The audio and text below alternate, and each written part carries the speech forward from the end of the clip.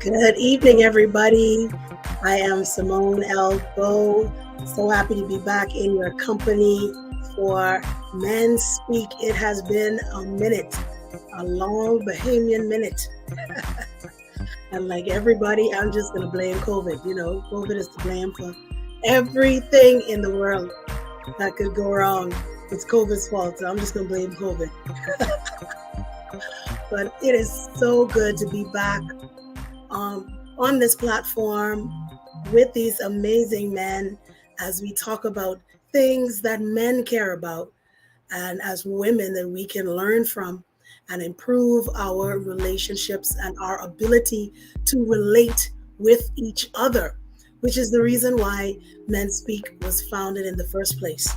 We wanted to create a safe space for men to speak, hopefully without interruption by us women, and that we would just sit back and listen and learn from our men. And it wasn't until I decided to do that personally that I got such an awakening of understanding how men think and why they do what they do, how they see things. And I think it's so important for us as women particularly to have that male counterpart in our lives. And it doesn't even have to be romantic. Just having a male friend, just having male colleagues, and understanding their logic, their perspective, and it adds flavor to our lives as women.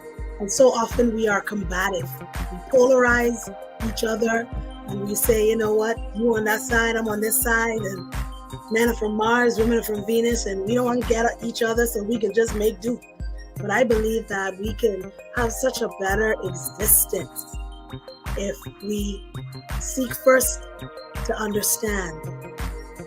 And so tonight I'm really excited that after so many months, we are back on the platform talking about men and men's health and men's well-being. And we have two of our, I'm going to say our senior men joining. This one gentleman has been in the MenSpeak family from day one, literally.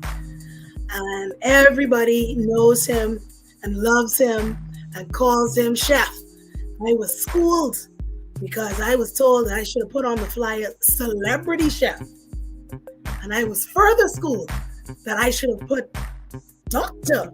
Simeon L, Celebrity Chef. So I am just in the total making up category right now, but I am going to welcome Dr. Simeon B. Hall, Celebrity Chef. I'm just a cook. I'm just a cook. I like to cook. I'm just a cook. I'm just a cook, and I like relationships and talking to people and fellowship and that sort of stuff. So you could call me whatever. It's okay. I won't be offended at all. So I put you on the spotlight. I want you to tell us more about you and some of the amazing things that you've been doing, even on the international scene, and the local master classes that you've been doing. Tell us about them. Well, you know, I was very, very fortunate to be introduced to the team over at, it's called The Kitchen at Bahama, which is a professional studio kitchen with the ability to house 16 students in a very, very modern and technically advanced setting. And so, you know, we started with one masterclass that then morphed into 2 classes that is now becoming a series that, you know, it seems to be developing very well. And so that has been one of the things that we've worked on since we were able to go back into the workplace and get things restarted. And because it's a small crowd, you know, with the COVID restrictions moving as they are, we still were able to go into that safe space. And then I'm working on 3 restaurants here in New Providence currently, with a possibility to be a part of a 4th one. And so that has kept me busy. I still do my private chef work. I still do all of my other work that I'm working on. I just appeared in a Caribbean cook-off show that highlights, how important the region that we call home is to the food culture talk. So that was really, really spectacular. We have another show that's coming out on a major network that we were a part of. We're working with some other Black chefs to do some work internationally. And then at home, next month, being a busier month, we're going to be involved in Junkanoo Summer Festival. And then there's a culinary competition, an all-Bahamian competition that I'm the head judge for, as well as working with the Cultural Commission, the Ministry of Culture, and the Ministry of Tourism. But I still don't think I'm busy enough. So those are some of the things that I'm working on. Still working on my cookbook. Still working on what food looks like, with COVID, quote unquote, post-COVID.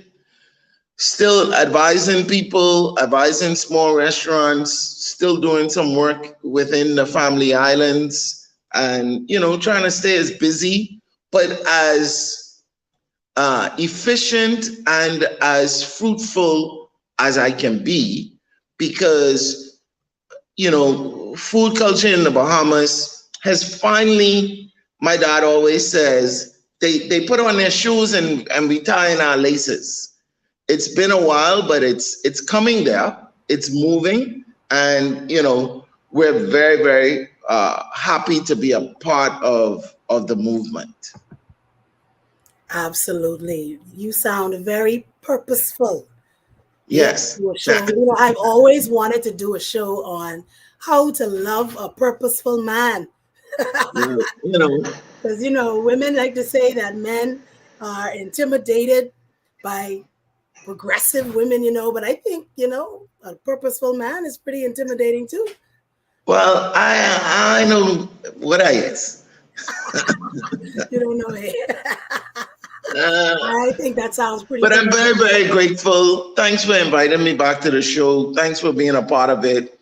I'm so excited to be here with you guys in this company and talking about this, because it's very important. And one of the things people sometimes realize or don't realize is that food is a fundamental part of conversation. Mm-hmm. Food creates an arena that makes people open up. Yes. And to fellowship. And sometimes just to break bread with somebody can cause so much to be formed in a relationship. Absolutely. And so, even as a private chef, I always feel, a lot of times when I work, I have to sign NDAs, because many times when people sit at the dinner table, they sit down with their their guards are gone. You eating, you smacking, you picking your teeth and things like that. You letting your guard down. So, we hear a lot of conversation, and around my dinner table, there's a lot to be said. So I guess that's why, I get to participate in something like this. Absolutely. Absolutely. Your perspective is always appreciated, and it's different. It's just you. You just gotta be you. Can't be nothing else.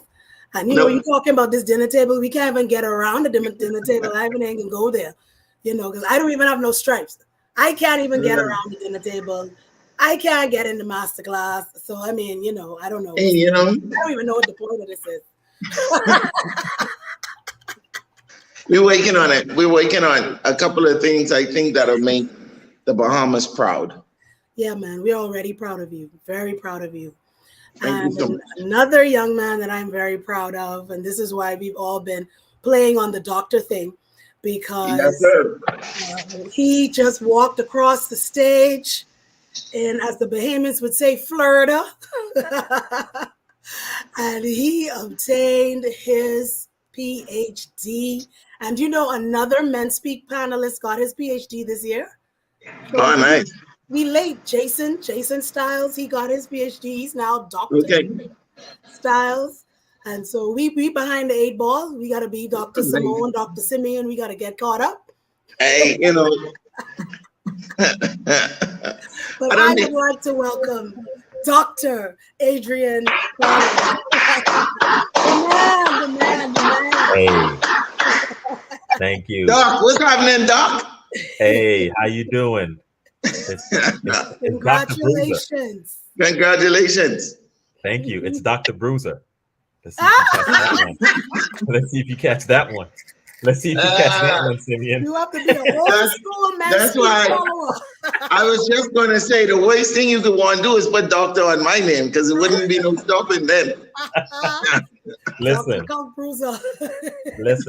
listen. You all are not behind the 8 ball. It is just clear that that people associated with MenSpeak and with you all do amazing work. Yeah. Tell us about what you've been working on aside from the degree. I mean, tell us about the degree and the books. You know, I know you've released another book since we were on MenSpeak last. So tell us a bit about what you have going on. You know, my academic journey came to a finish. I earned my degree in December of 2021, and the ceremony was last week Friday. To finalize the process, I have my PhD in conflict analysis and resolution, and I am honored. I am, you know, my hashtag has been I'm grateful, be gracious, be great, because that's what I feel like my community has always like asked of me. You know, like we, you know, represent us well, be great, and then, you know, another part of my community is always reminding me, hey, you know, be humble. So I think about that as being gracious. And of course, in all of that process, you know, you got to be grateful.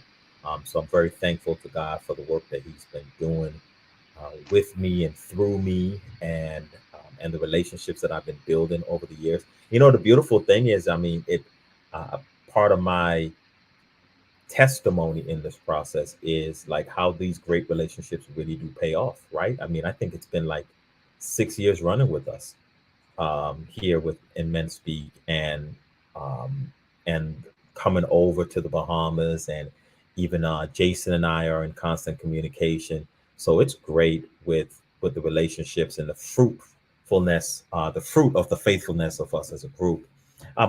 I have published a book. I published a book called Black Fragility, which deals with the unaccountability of Black men and women in the 21st century, talking about things that we need to address for ourselves, that while we understand what white supremacy has done, that we also must be accountable for how we contribute to our own our own downfall, how we undermine our own communities and destroy the family nucleus.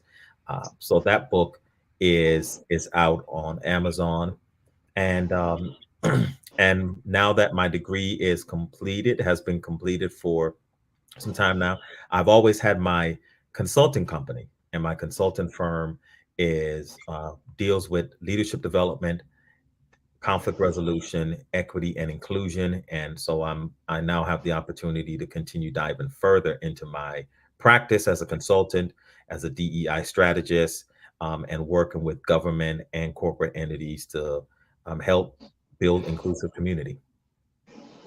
That's a quick rundown. Oh, nice. And I've not been bruising anybody, okay? Just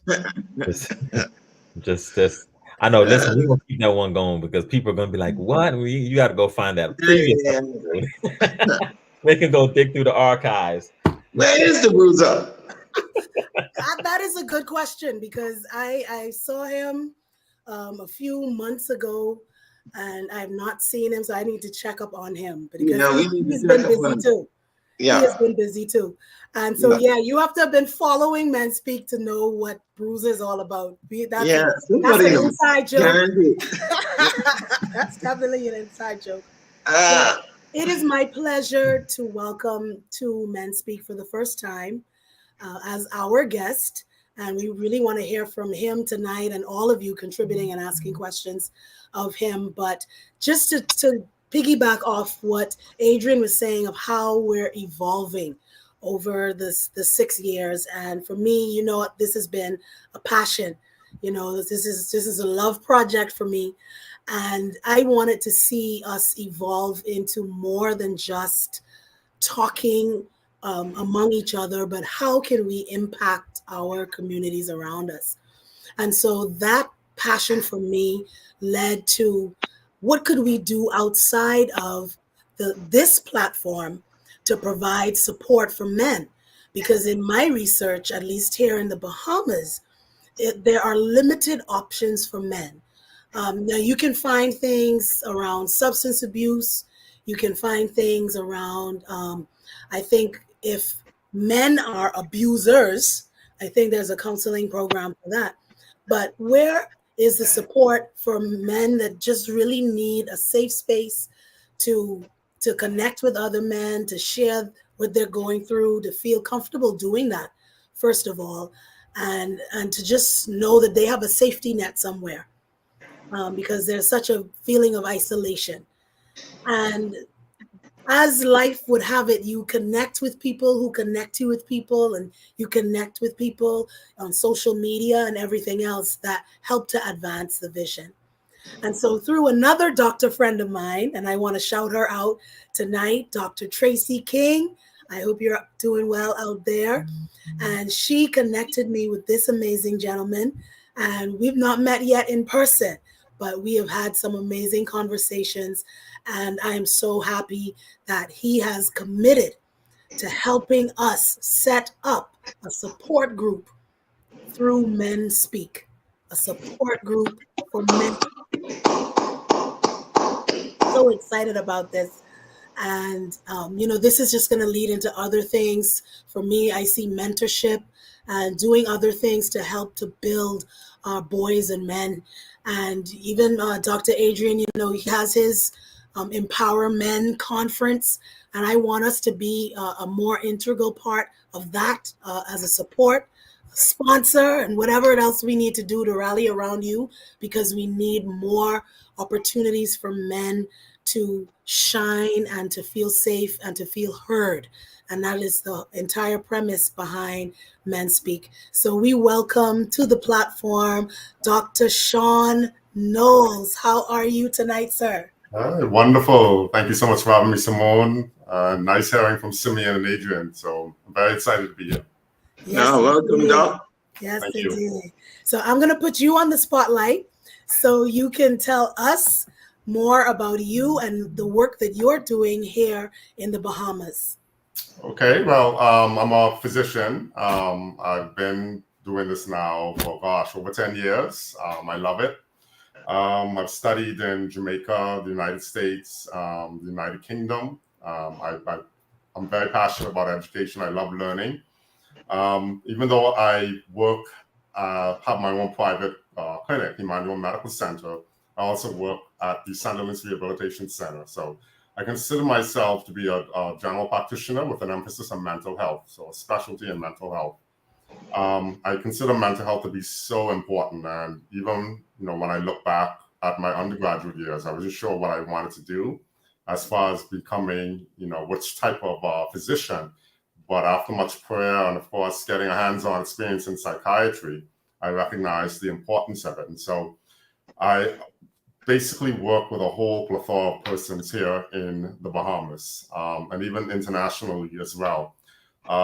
What I'm seeing is a lot of depression, a lot of anxiety, a lot of substance use disorders. And when we talk about men, I'm trying my endeavor best to not only break the stereotype that we have or that stigma that we have about mental health, but getting men to play a more passionate role in their health. That's both obviously mentally and physically as well. And so it's been a challenge, but at the same time, it's also been very rewarding, especially when I see the end result of persons really getting the quality of life that they deserve based upon the fact that they now have a very firm understanding of their mental health and their physical health. Personally, I enjoy mentoring. I enjoy socializing. I enjoy working out. I love traveling. Haven't been able to do as much of it as I would have wanted to during the past 2 years. I'm also a husband and a father, and I love small dogs. So I have two of them home, who I always look forward to going to. And I also enjoy frequenting the beaches, usually first thing in the morning, where I normally go just to reflect and to pray and to prepare myself for the day. So that's a little bit about who I am, Simmone.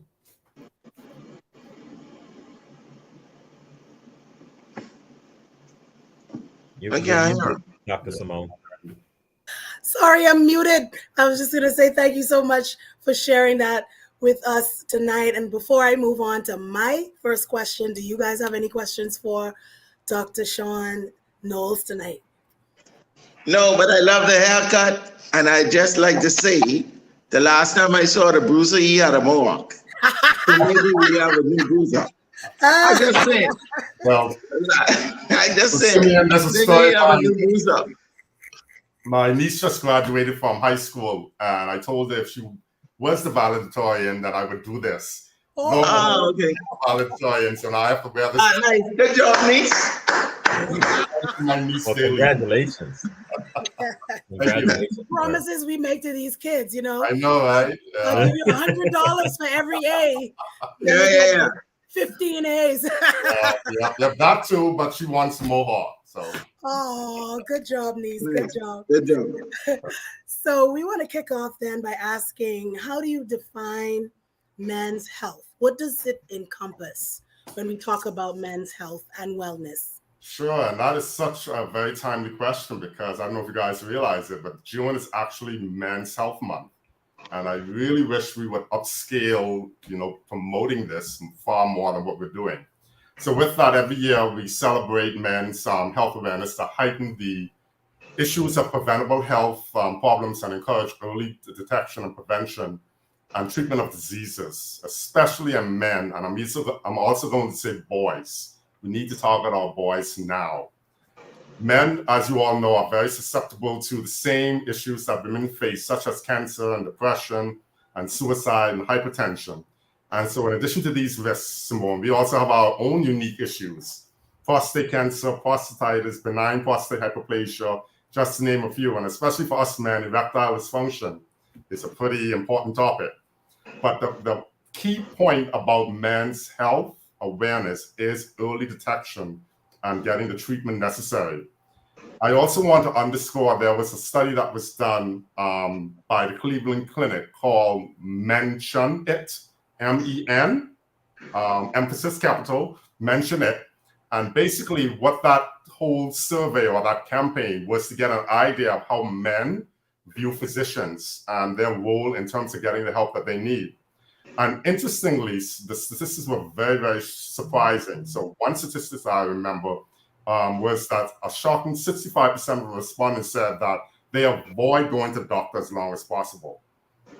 Avoid going to doctors. So men tend to wait almost, and I'm generalizing here, but tend to wait to the point of almost no return because, for example, if you take cancer, that could be stage 4 cancer, before you start to see signs and symptoms, and you wait until then.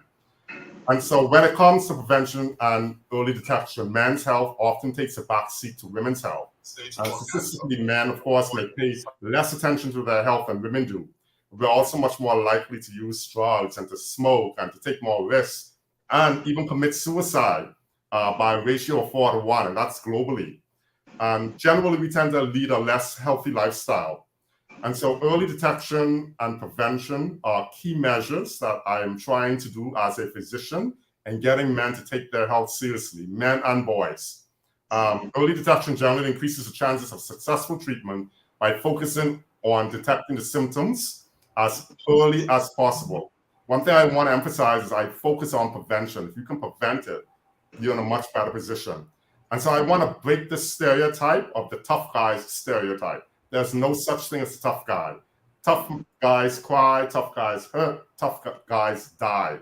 And so I think once we start to change our mentality about men and men taking a more proactive role in their physical and their mental health, we definitely will have a better society, better communities, and a better country at large. What do you think we could do to help raise the awareness and to make men's health and well-being a priority? Because I notice it too, and I guess this is where I kind of diverge. I mean, I am a woman, and I'm all for all of the campaigns that we have for women and the upliftment of women, but it just seems like when it comes to men, it's just silence. It's crickets. It's minimal. You can Google things and you can't hardly find it. I mean, what's up with that? How can we change that? Yeah. So how can we change that? And let me give several ideas that I have. I would love to see implemented. So the first thing I would like to see is that we have a mental health curriculum, and even a health curriculum overall, starting from the primary school level. My reason for that is the fact that based on the United States Preventative Task Force, they recognize that children can potentially develop anxiety from as young as age of 8.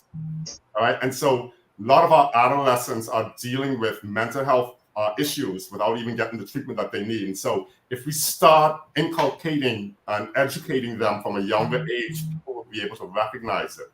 Kids will be able to recognize when I'm not feeling right, when I'm feeling anxious, when I'm feeling depressed. And so it doesn't snowball into problems later on. So that's the first thing. I would like to see a mental health curriculum instated within the public schools, the private schools, as early as the primary school level. The second thing is I would like for corporations, government businesses to make it mandatory at least twice a year to have a physical health seminar as well as a mental health seminar for each of their employees. And I think by doing that, persons are going to become so much sensitized to the issues of health. And of course, that entails men, especially mental health. I would like to see more churches and civic groups do the same thing. They have host seminars where persons, professionals can come and talk about mental health, can talk about the different aspects of physical health. And so again, we can sensitize persons here in the Bahamas. So those are two of the things that that I've thought about that I would like to see happening. And by educating our society, educating our people, we have a much better likelihood of men and people in general getting the help that they need. Yeah. I want to ask Simeon and Adrian as well on this, because, our topic for tonight is my man okay? And so as we listen to Dr. Sean talk about all of these things that a man can deal with from a health aspect and from a mental health aspect, a lot of times we've been talking about the pandemic. I don't know if we've done any studies. We've done studies on the impact of the pandemic on women and children, but what about the impact on men? Because I think, I don't know if it was last year or the beginning of this year, where there was this alarming statistic in the Bahamas that in the first quarter of the year, 10 out of the 11 suicides that we experienced were men. And so, what do you think men were experiencing and are experiencing as we go through this very tumultuous time in humanity around the world? What have you seen happening in your circles of influence? Sure. So before I answer that question directly, I want to bring attention to a study that was done by the Ministry of Health in 2018, right before Hurricane Dorian, of course, which we experienced in September of 2019, and of course, right before COVID-19. And that survey, known as the STEP survey, looked at New Providence and I think 6 other islands, persons over the age of 18. And that study demonstrated that 17,000 Bahamians contemplated committing suicide. kind of pause, because that's a pretty large percentage. That's 6% of our adult population. And the reasons for that were emotional stress, financial stress, family stress, untreated mental illness. And the study was so profound that the then Minister of Health, Dr. Greenstein, says, you recognize that we now have a public health issue when it comes to mental health in our country. And so imagine now, fast forward, 2020, if you don't mind me saying, was a horrible year. I hope we never have to go through that again with the pandemic, But even looking at what the Lancet published in 2021, looking at 2020, studying 204 nations and territories around the world, that study demonstrated that there was 76 million new cases of anxiety, 53 million new cases of depression. The younger people were hardest hit. That's your teens, those in the 20s, those in the 30s. And women were the most likely to report, having symptoms related to anxiety and depression. And even then, I think a lot of men underreported or didn't report at all. And so giving you a little bit of background using that information, what I've been seeing is reflected as exactly as that. I'm seeing a lot of young people. And when I say young as 11, 12, who are battling anxiety. I'm seeing a lot of more men now are coming, at least from when I first started. And by the way, we opened up in February of 2020, right before the pandemic hit the Bahamas. But thank God we were able to sustain, even right through that. So I'm seeing a lot of men who are coming in with anxiety, and teens in particular, adolescents. If I can give a range group, I would say anywhere again from as young as 11, 12 up to about 24. And a lot of them are men who have been dealing with depression, dealing with anxiety. I'm also seeing a lot of increase in substance use disorders, particularly amongst, again, young men. And if I can be specific, I'm talking about marijuana, an uptick in marijuana. I'm seeing an uptick in alcohol, of course, which is a legal drug. It's a drug, but it's legal.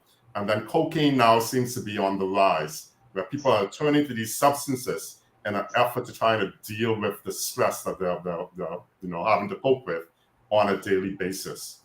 In terms of females, I'm very concerned about our adolescent population.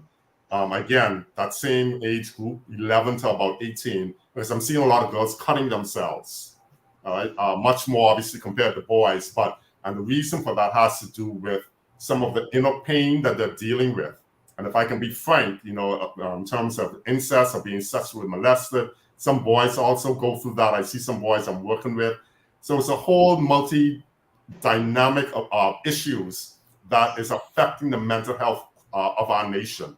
And if I can be frank again, Simeon and Adrian and Simmone, our nation is very sick. And when I say that, I don't mean to sound disrespectful, but I mean that in the truest sense of the phrase, because people are not getting the help that they need. And so you ask, what else can we do? I'm just simply going to say, hopefully if you get to talk about it, persons recognizing the warning signs, seeing some of the signs, whether it's a colleague, whether it's your brother, whether it's your son or your godson or your nephew, and encouraging that person to get help before it snowballs out of control. Because at the end of the day, there's more to life than just being alive. The quality of life matters. And if you're depressed and you're dealing with anxiety on a daily basis, my goodness, the quality of life is so dampened. Some people tell you they just wish they were dead. And we don't want it to get to that point. Yeah, it's so serious. And Simeon, I want to go to you next because you kind of represent the hospitality industry that was hit massively hard. And I don't know, what was life like? I think one of the biggest challenges we have, whether it be in hospitality, anybody, especially in our communities in the Bahamas and in the Black community, I think one of the biggest challenges we have is a definition of what is anxiety, what is depression. I don't think we know what that is in our communities because, for example, when you get sad, when you're small, they tell you, listen, you ain't got time to be sad.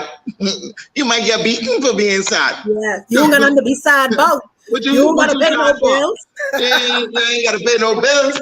You eating all the food you want, blah, blah, blah. What you sad for? So you get beaten. So you so you go up like, I don't know what the science is. So, a lot of people might hear Dr. Knowles talking, and literally in our communities, we do not know what those things are defined as. We don't know it. A lot of times you have people, I had a friend who some people may know passed away just 2 weeks ago. Yeah. Who struggled with mental issues, substance abuse, but he was doing very well. But unfortunately, he succumbed to lung cancer after, years of not even knowing, to be honest. And so one of the things that I realized was being in his presence was getting a definition of what mental issues were. When he spoke, he was such an intelligent man.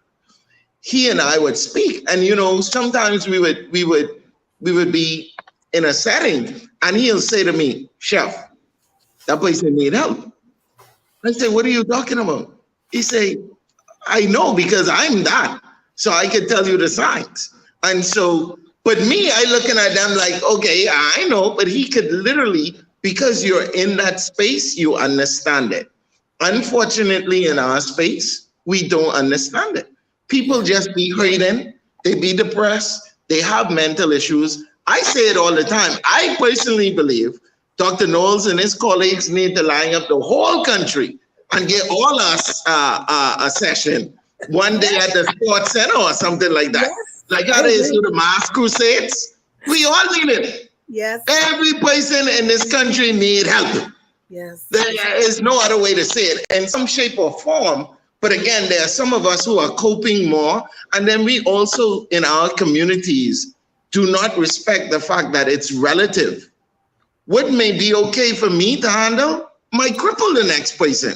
But because I'm able to handle it, I say to you, buddy, you that's what you're complaining about? And you can't do that.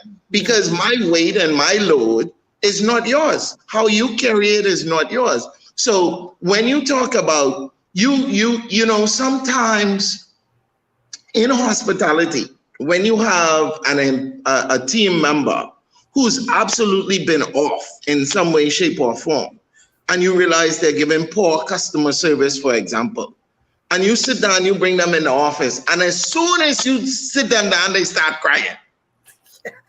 So you ain't say nothing to them yet, they start crying. Yes. Because they have so much. Yes, a lot. They have so much that is weighing them down. And then you ask them to go in front and smile to a stranger. Yeah. You ask them to go in front and be hospitable to somebody who, they wish they wasn't here. For so 8 now hours. you asking them. And so, like Dr. Knowles said, even in hospitality, we should make it more than twice a year. Yes. We need to check up on people. We need to understand that there's different ways that these things rear their heads. And unfortunately, in our communities, we have to undo a lot that has been made normal in the Bahamian community. I give you a prime example. Bahamians always talking about you lose weight or you put on weight. You can't do that. Yes. Black people, come on, how much times you gotta talk about that? When woman saw me the other day, she said, you putting on some weight. I said, you looking uglier than ever.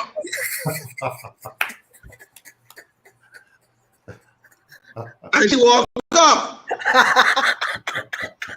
You can't do that. How do you not know, or how do you know what that could do to somebody? You know how burden you would be if you had a person dead the next day? That's the truth. You can't do that. That's the But truth. we laugh at it. We make a joke about it in our community. But it could be detrimental. Yes. But I can tell you one thing, she wouldn't tell nobody that no more. I would hope not. I had to lay it on her. I lay it on her. I lay it on her. And then I thinking I show off a couple pounds, and she talking about I put on. No, you can't do that kind of thing.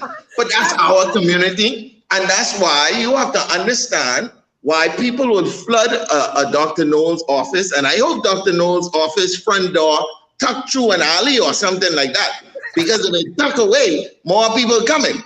You still can't have mental psychiatrist office and thing on no main road because ain't nobody coming.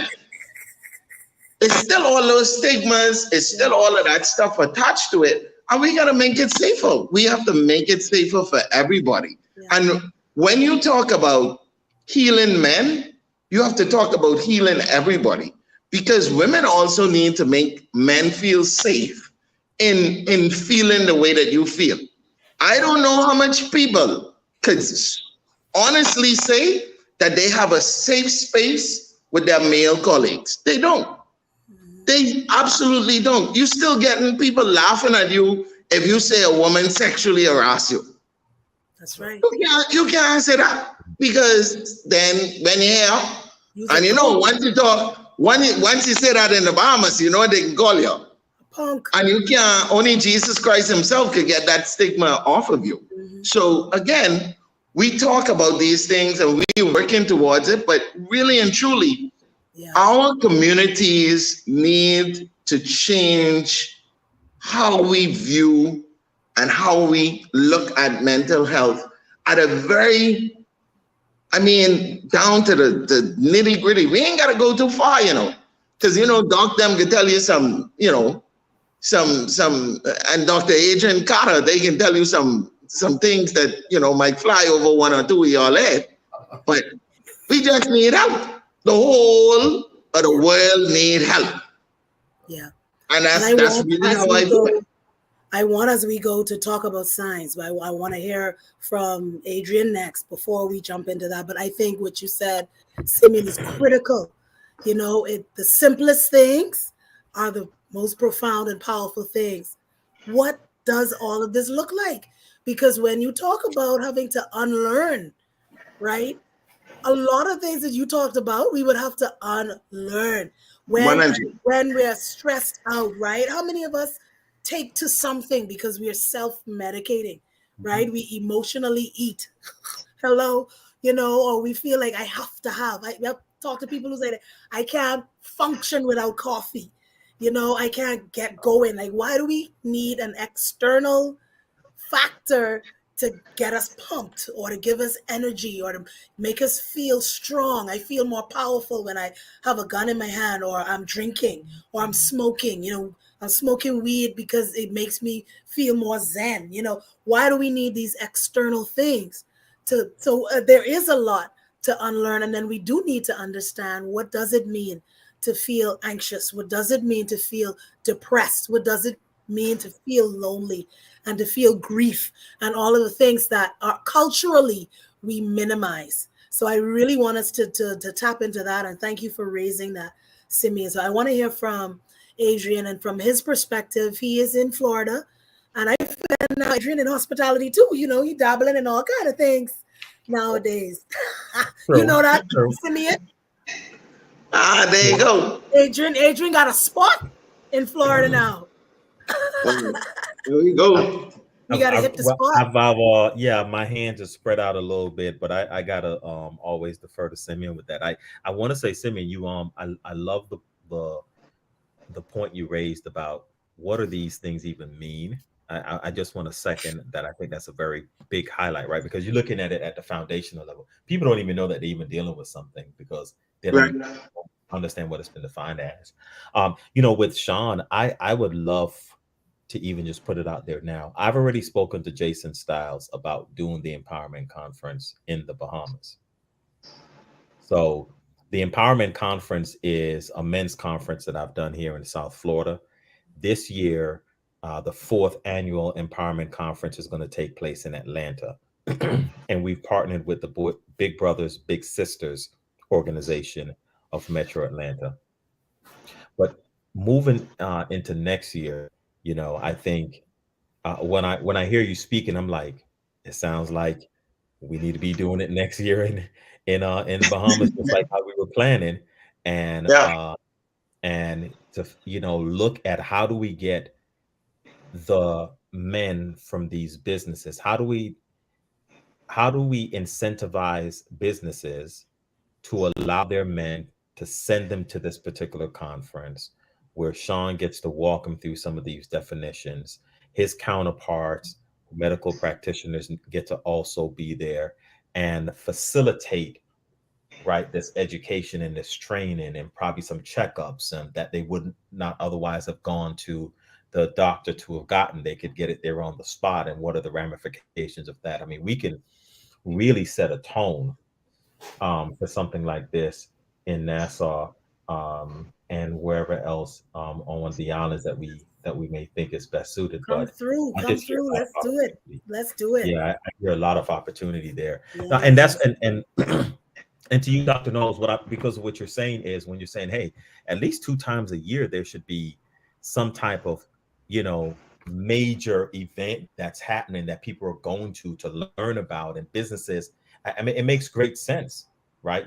People should be able to say, hey, I'm signing up to go to that male, health conference this year, and the company should be, oh yeah, we need you to do that, because the incentive to the organ or to the business is that it keeps down on their healthcare costs, right? That's right. So when right. when that change comes about and they look at the rates based on how many their group rates and how many employees and how much of it is being used, et cetera, they're incentivizing at least one of those ways. And like you said, though, the whole community just needs it.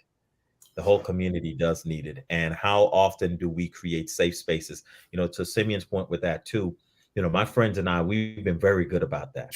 Hey, how do we create a safe space to say, hey man, hey, so what we're going to do about some weight loss this summer?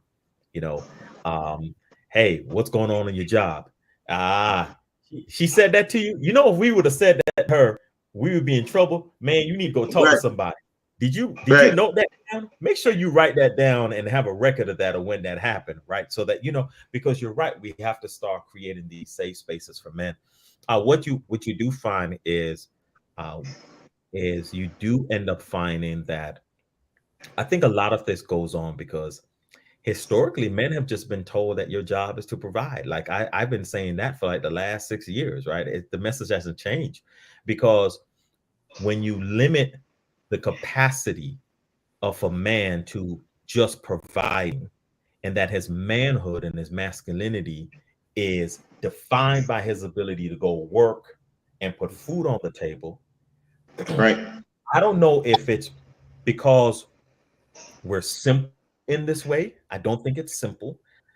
But I do think a part of it is that the messaging has been so dominant that this is what you have to go do by any means necessary. Right. That I don't have time to go get this checked out or that checked. Self-care. I mean, even the term self-care for men is like revolutionary, right? Yeah. And I've been in a conversation before where we're like, well, what do men do for self-care? And they hit me one day. I think sex is what men think self-care is sex. Right? Yeah. If I have sex, I feel better. And I get to feel better, right? But we don't think about we got to go get a massage and I'm getting my pedicure, and I want to go out to the beach and relax and do some yoga. I don't want to do no facials, man. Listen, you're gonna see me doing all that. You're gonna see me doing all that. I'm learning how to let myself go into this space of self-care, because I realize I've never really done it before. Yeah. Right? I've never even thought to care for myself. And that's interesting, right? Mm-hmm. And I've learned that from women.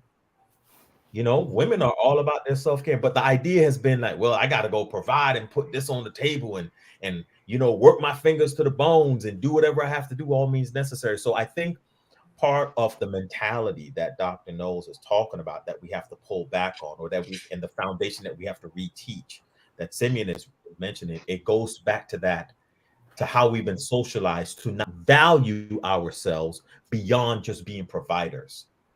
Yes. So our health are not important, and it becomes easy, which is why the suicide rates are higher on the men's side, because our definition of our identity comes from the ability to provide. And once that is disrupted, then what's the purpose of living? I mean, that's really what the connection becomes, right? What's the purpose? I can't fulfill that purpose. And so we have to teach that their purpose is bigger than just that. It's Doesn't mean bigger you than leave that alone. It's just that there's more to who you are, and you got to grow that. Yeah.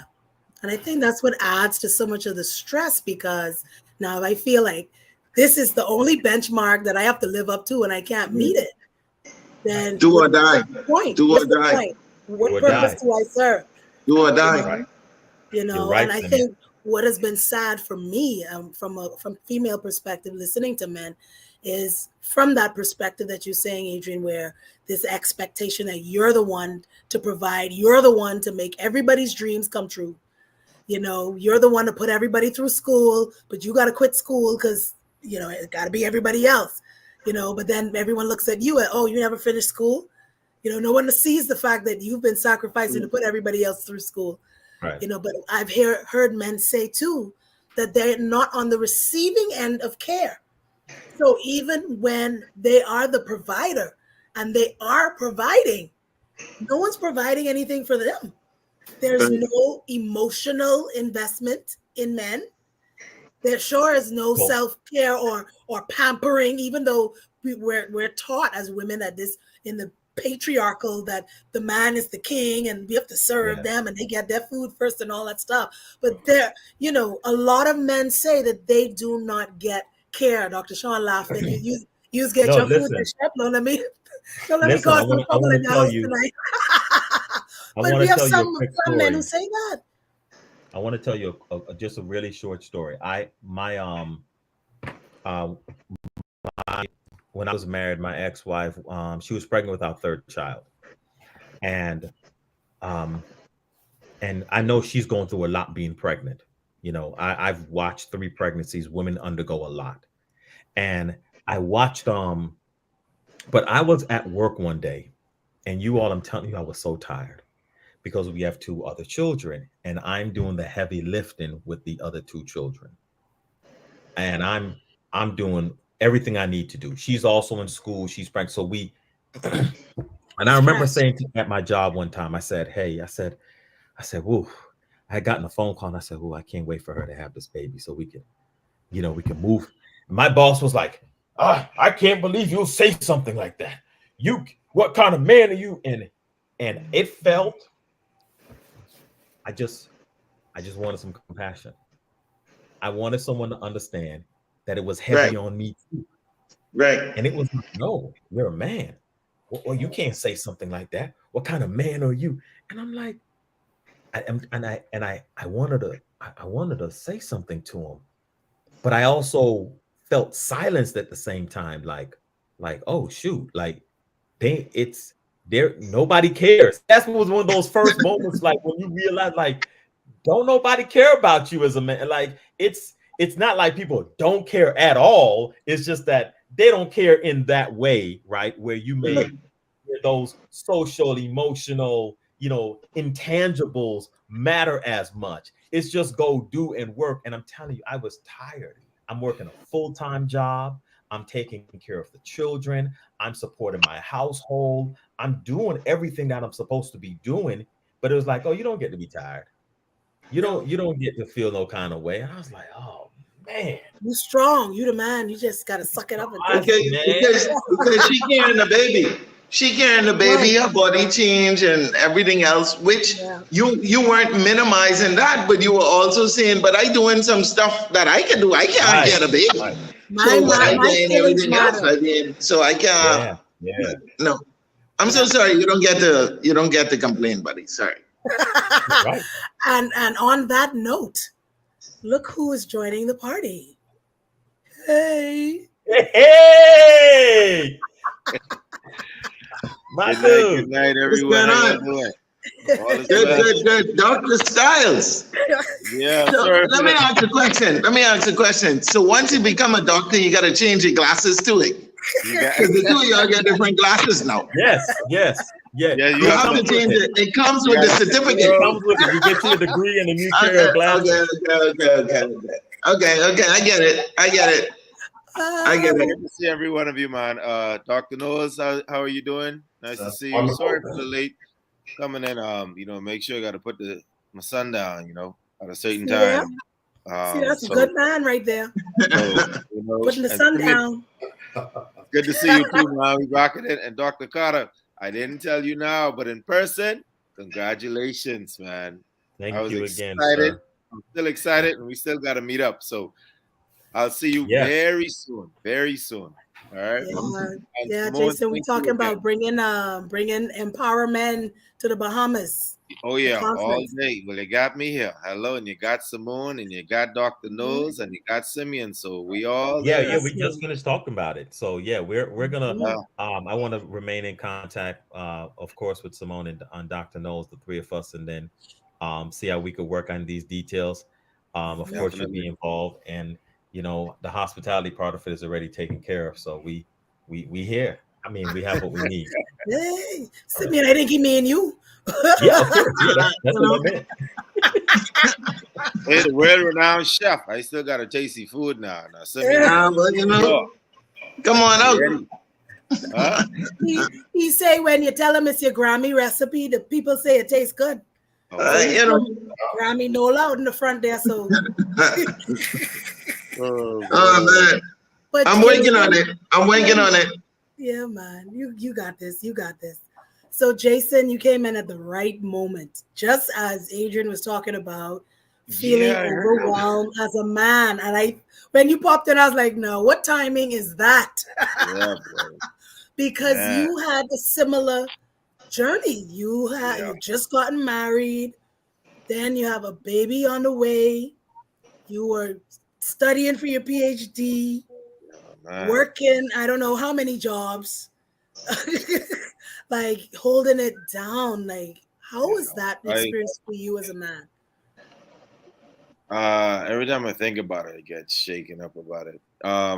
It was a journey. I was actually talking to it's interesting because men's health, when you were talking about it, I was having this conversation. I just came from Grand Bahama today.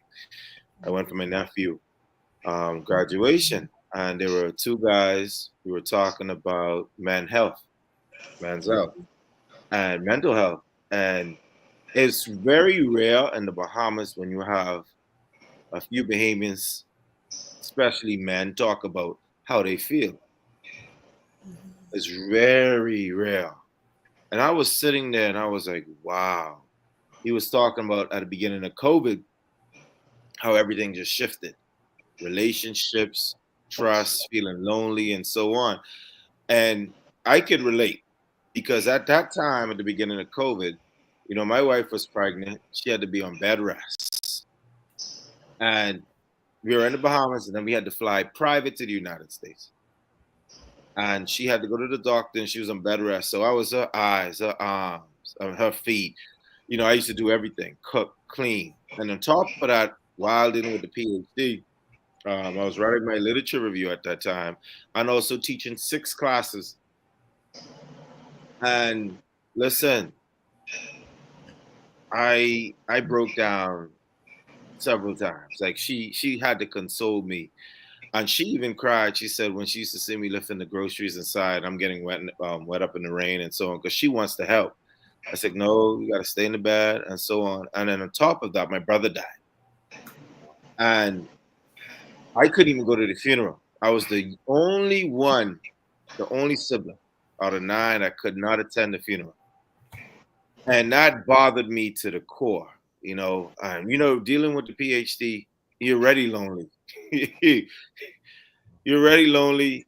It's like who to talk to and so on. But it's like I kept in touch with Adrian, and I kept in touch with others. But it's still like that part of you. It's like you're battling.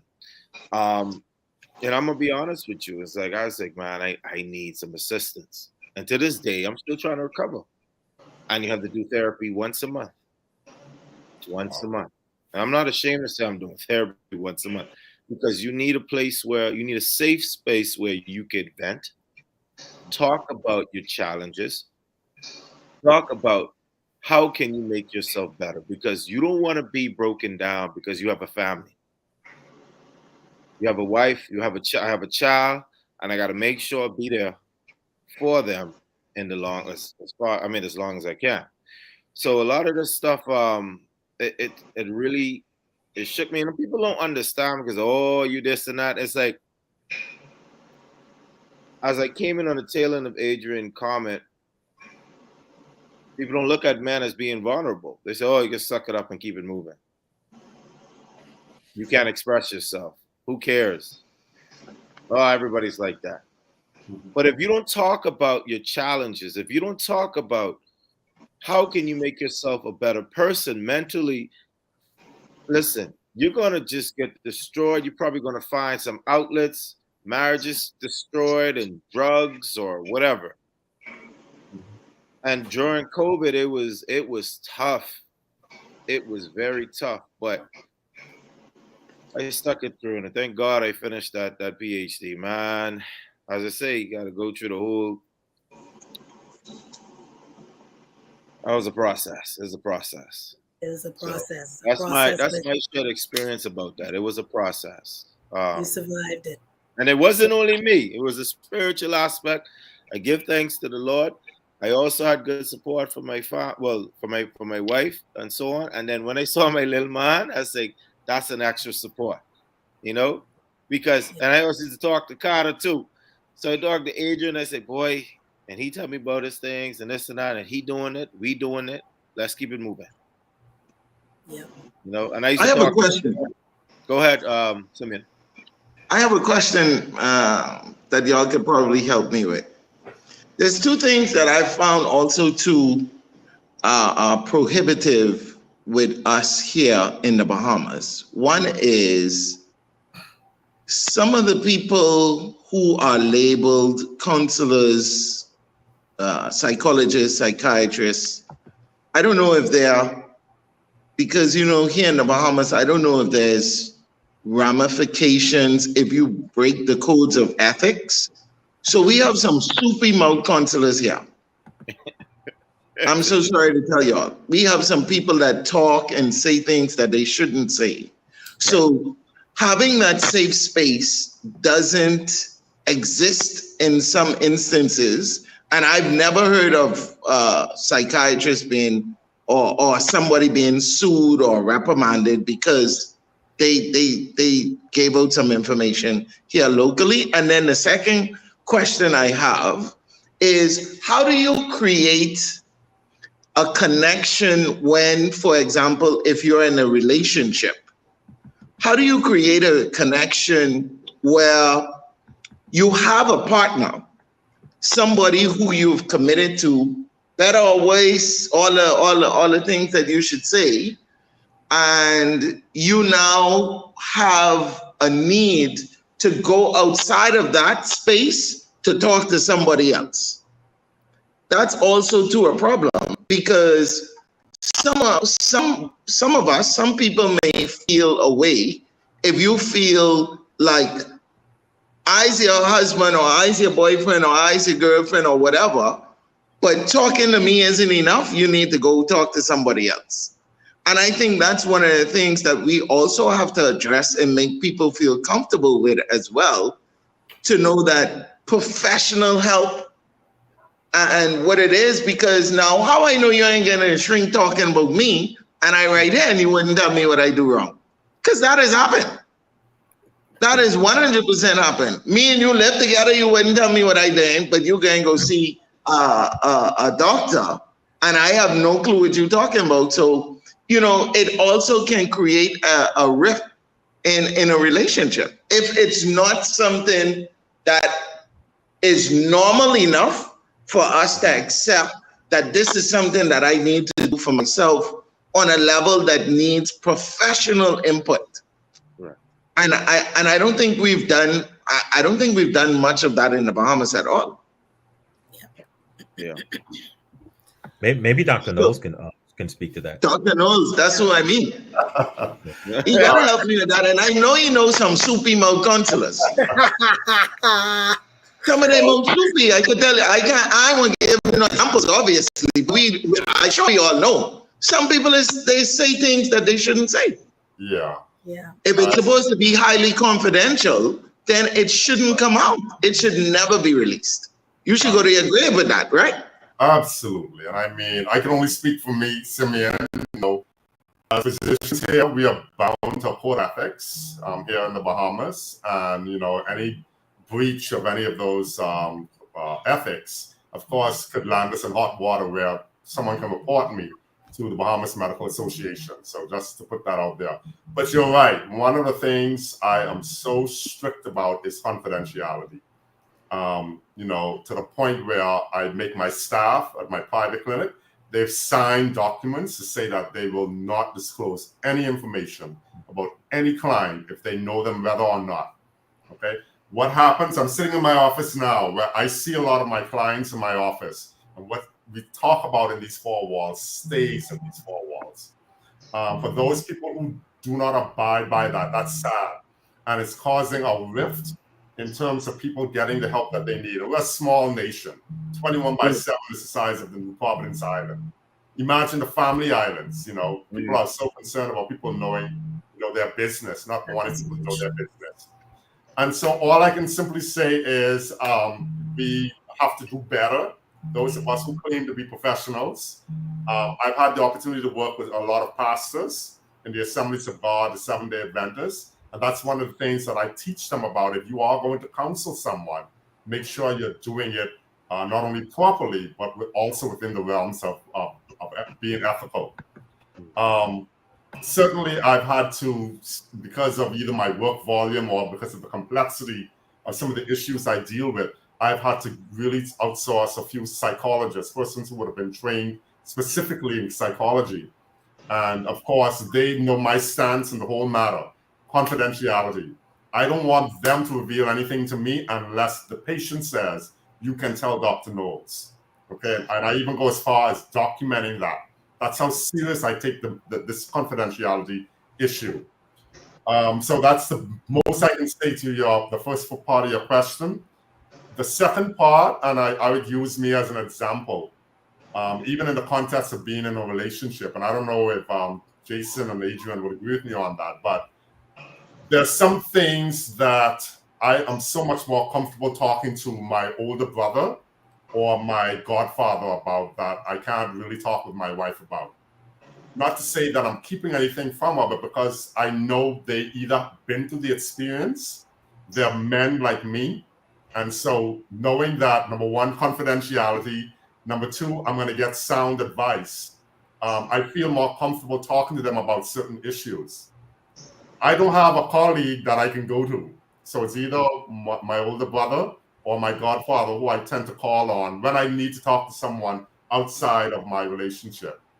And my wife fortunately understands that. We've had a discussion about that. The third person would be my pastor. I forgot to mention my pastor. And so I say that to say, once you have an understanding partner, he or she should be able to understand, hey, no offense, but if I'm back and my back is against the wall, like what you just described, Jason, I cannot imagine that. I got to talk to someone. I got to reach out to someone. Otherwise, I'm going to self-destruct. Yeah. Okay? So if somebody loves you, your significant other loves you, they would never want that. And so that's another thing I'm trying to get females in particular, wives and girlfriends to understand, you know what?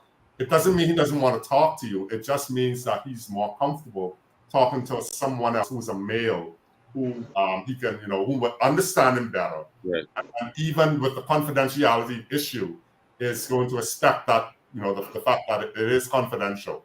And so I say, Simmone, to women, give your man that space. Yeah. If he's reaching out to someone, at least he's reaching out to someone. Allow him to talk to his brother. Allow him to talk to his pastor. Allow him to talk to a male physician if it's going to make a difference in his life. And don't take offense to that. Because at the end of the day, if you love him and you want the best for him, you're going to give him that liberty to seek the help that he feels is best for him. Yeah. And I think, too, for women, they need to understand the power of the male bond. And men gathering. And I think sometimes women misunderstand, and some things do happen in certain places. Like they get concerned about if the men go to the bar or if the men are hanging out at the gym or hanging out at a sports thing or somewhere, and they feel like, a bunch of men together, they ain't doing nothing good. They just trying to get women or whatever. But a lot of times sitting under the tree playing dominoes or whatever that is, there's a bonding that's happening. There's a sharing. There's something that I think men need, that women have to give them the space to do that, to be able to connect with each other. Women do it all the time, and it's never an issue, you know? Yeah. I want to share something one of our viewers said. I want you all to see it. I don't know what happened. I think the settings were off on my Facebook. So I'm now actually able to see the comments that people are making. And so this is one of our young male viewers who is saying, I'm L. Garnett Ramming II. Thank you so much for joining. My biggest insecurity is that as a man, often the only male in work and civic organizations, I am immediately thrust into leadership, responsibility, and public speaking situations. No training, no mentorship or peers, just the isolation and expectations of responsibility.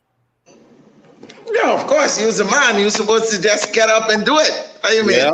What else you supposed to be doing? That's how the culture is. I mean, that's how they usually do it here. But that's a 50-50 nowadays.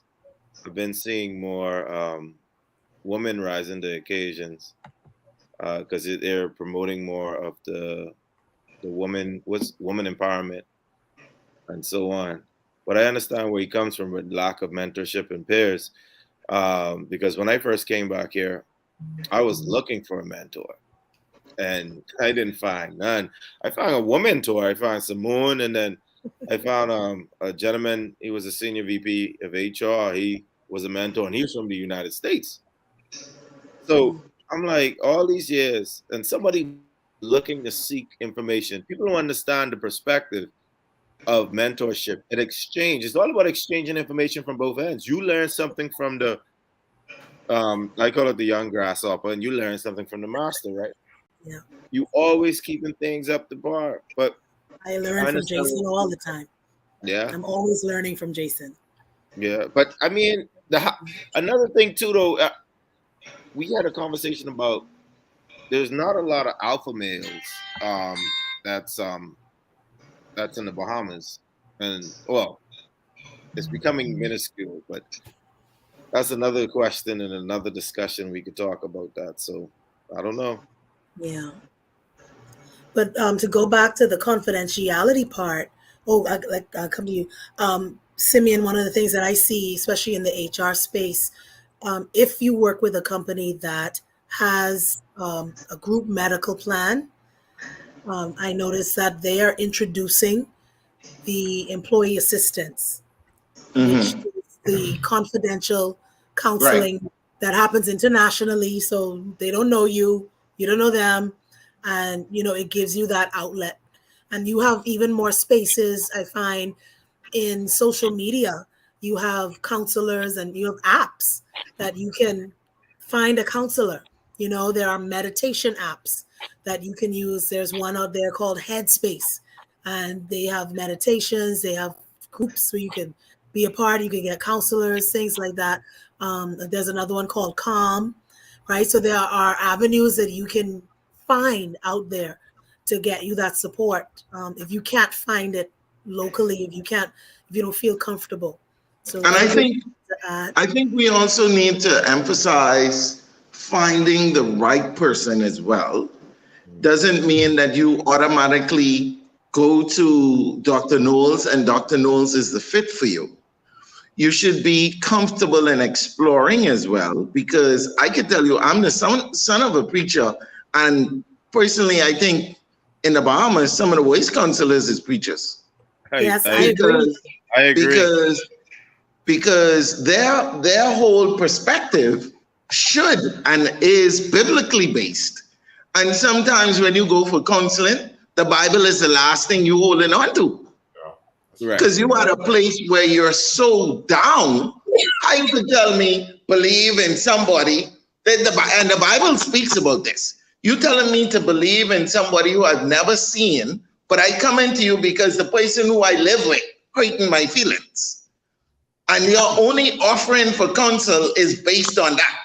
So you ain't making no sense to me. And you're going to hell if you say that.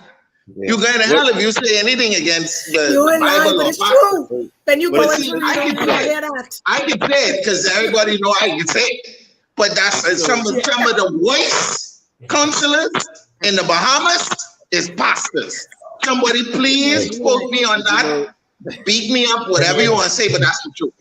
I'm not Simeon even say he's already in the kitchen, so he knows how to take the heat. Whatever. I agree with you, Simeon. Simeon. I agree. Yeah, I agree. So we need to make sure that we teach people to shop around for the person that fits and understands them, makes them feel most comfortable, the person that they would want to see and connect with. And that may not just happen the first visit.